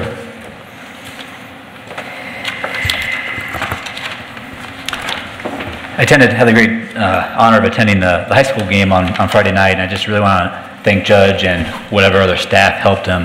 It was a wonderful event. I received so many comments about having the ISU marching band at that game, and it was just a wonderful experience. Elise and I sat next to each other and made the comments that not many high schools get to experience this, and we really appreciate Iowa State coming out, and again, Judge and his staff are making a great event. Almost felt like you were at an ISU game from... It was nice, that band was extra loud. Yeah, from the north side, they were pretty loud. Yeah, it's pretty cool. I did want to update the board. As a follow-up, we've started these discussions with board leadership. Part of the feedback we had was trying to hold these at different venues. So Lisa and I discussed probably the benefit of having our next meeting on September 26th at noon at the public library. That way we could try to grab some other people if interested. So that'll be the tentative plan. That will be after we elect new officers, so it could potentially be, I guess, different leadership. But as of right now, we have the Danfoss room reserved, again, on September 26th at noon. I'm sure we'll reach out on Facebook and some other media to make sure that we get that published. And then lastly for me, I just really want to thank Bill. I believe this is his last night as a board member. Your service to this board has been instrumental, Bill. You've taught me so much over this time period. You're going to be sorely missed, and I just wish you the best.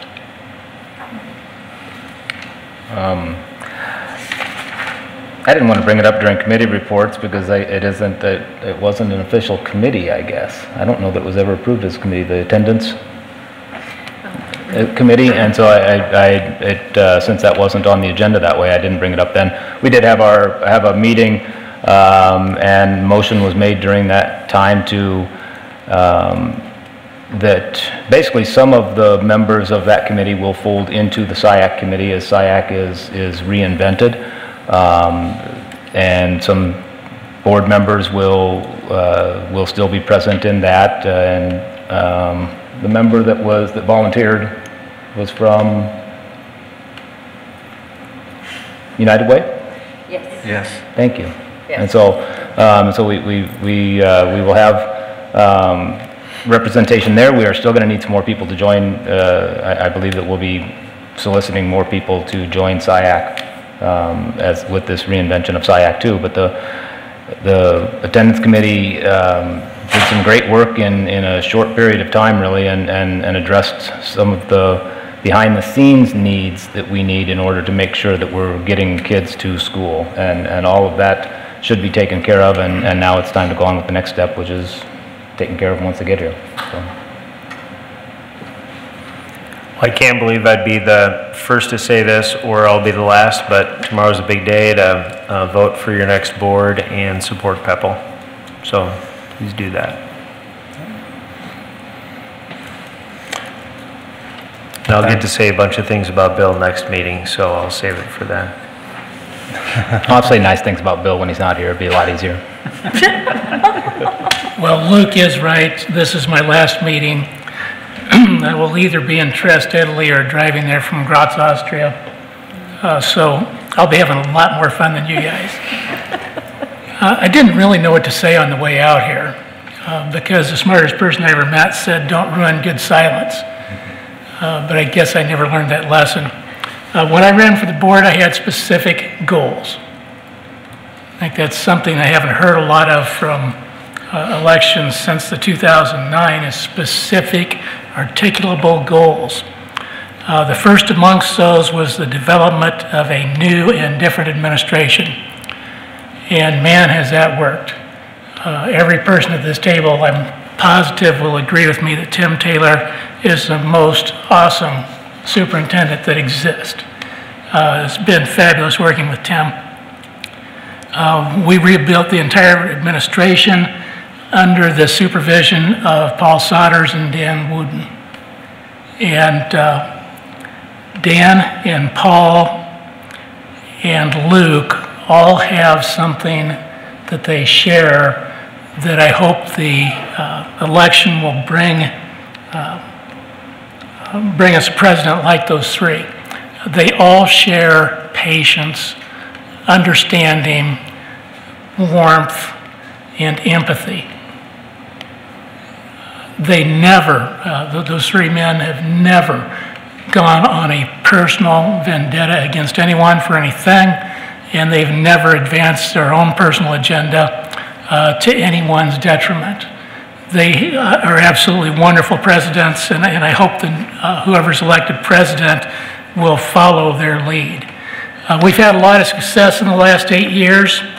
Mandy, you get blamed for a lot of things and very rarely get credit, but you deserve a lot of credit for building the professional communities, for building the teachers, coaches. Even the governor of the state tried to model his plan after yours. I mean, he blew it. He should have had your plan instead of his. But you're a pioneer. And guys, it's been good working with you. The education plan. People continue talking about what we failed to do for achievement gaps, but the education plan has been to educate every student individually. Every student individually, build a plan for each student. We are way ahead of the rest of the country in that thought that we develop a plan for each student. We're giving our teachers the professional development to do that. Not only that, we're on the leading edge with Carl's help of one-to-one. We have given people computing devices and research devices that they did not have access to. We're sending those devices home with our students. We're building individualized education programs. More success. We cut almost $4 million out of the budget in 2009 without reducing any programs. And I'm really worried about where our budget's going because we're not being as cautious as we should be. We have to maintain our ratio 80-20. 80% salaries, benefits, 20% hard payments. We paid off almost $30 million of middle school GO bonds early. We saved our taxpayers about $4 million of interest doing that. We're on track to have our $55 million general obligation bonds paid off by June 30, 2020. We will have saved our taxpayers roughly $6 million with that accomplishment. We have built wonderful schools under the supervision of Jerry. It's been great, Jerry. You've done a fabulous job.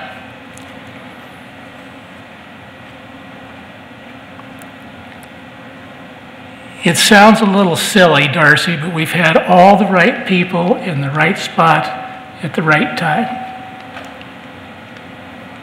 And you have changed the complexion of all of our special ed program. While doing that, you've worked to recover all of our Medicaid money, and it's been fabulous. I've really enjoyed working with you. Chris, you're a genius. An absolute genius.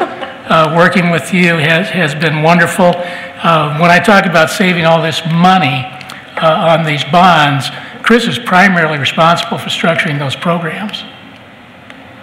And you're fabulous. Thank you. You're fabulous.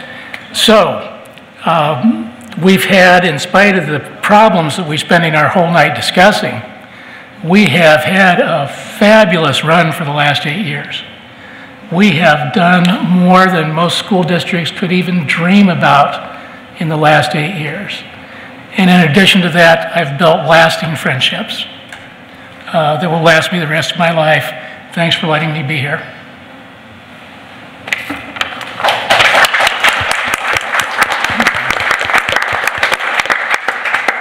Audience and staff. Well, that was a tough one to follow. I'm going to start just by saying thanks, Bill, for everything. And I'll probably say more next week when you're not here. Spence Evans, incidentally, is taking 15 students to what's known as the first annual Youth Diversity and Inclusion Summit that is going to be held in Des Moines. It's being hosted by the Des Moines schools, but it involves all the CIML schools, and that's on September 29th. I wanted the board to be aware of that. In the board packet, I gave you one fun little document, which is a map on certified enrollment for the state last year that kind of breaks it down by school district. You almost need some kind of a microscope almost to some degree here to be able to read it because it's pretty small, but it is a kind of a fun little document, and I also presented the latest update relative to our enrollment and what has happened since the last one I gave you on August 25th, where we were up. Incidentally, at that point I'd indicated that just by noses, we were up 78 students at the elementary level. As of today, we're now up 85. And you can see on the back of the sheet that I gave you is the copy from August 25 so that you can compare that. I was not able to get a high school count, but I know that we are adding additional high school students there, so our enrollment continues to increase. Again, the only caveat that I have relative to all of that is we need to know that these are noses and not necessarily on a certified count. And for the audience who are out there, certified count means that we may have some special needs students who count more than one student. In other words, we would receive funding for up to 3.5, 3.2 for special needs students because of the extra care that they need. Some of those noses could also belong to homeschool, which only count as a 0.2. So we'll know that very soon. First part of October is coming up, and that enrollment count is very critical to our general fund, and exactly what Director Talbot was talking about a second ago. We're very leery about what's going to happen with funding from the state. $700 million deficit has been identified. There is also some little bit of a rumor out there that we may even expect in January or February to be told by the state that they will not be able to meet their promise for state funding for the remainder of this year, let alone for next year. So the general fund is going to be very critical for that. We have coming up, of course, the second meeting of September will be the one where we elect officers and appoint the board secretary and board committees, and including naming an IASB delegate. We have certified enrollment coming up in October, and don't forget that October 9th is our district workshop day. As soon as going back to the election for a second here, I wanted to also echo what Mike said, and that is we hope that everyone gets out to vote. I think what we witnessed a little bit tonight with Kirsten Sullivan and her efforts in her classroom to get people engaged in their community and engaged in politics is a very important part for us.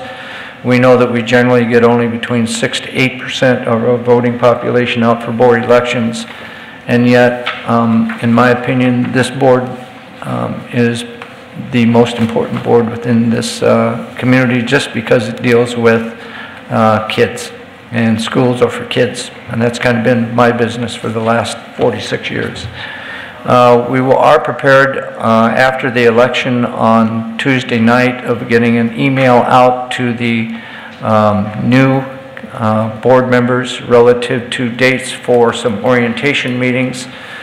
And those orientation meetings are going to center around school improvement, facilities budget, and kind of some legal items and operation on the role of being a board member. So we'll be getting that email out with a calendar so that we can try and identify dates to get our new people oriented. Again, the polling hours tomorrow are 7 a.m. to 8 p.m. and that's at all 8 Ames locations, and I would read those to you except that it's on our website and on our Facebook and just about every place else.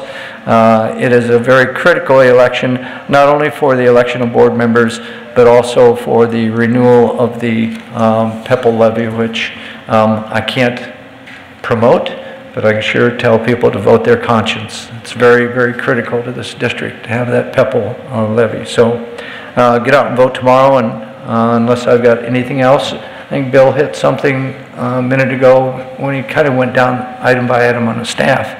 And I think everybody knows that you surround yourself with good people and you're going to get good ideas and good results. And that's essentially what happens over there. Anything else? Take a motion to adjourn. So moved. Second. Moved by Rosser, second by Rasmussen. Discussion? Proceed to vote. All those in favor of the motion say aye. Aye. Those opposed say nay. Passes 6-0. We're adjourned.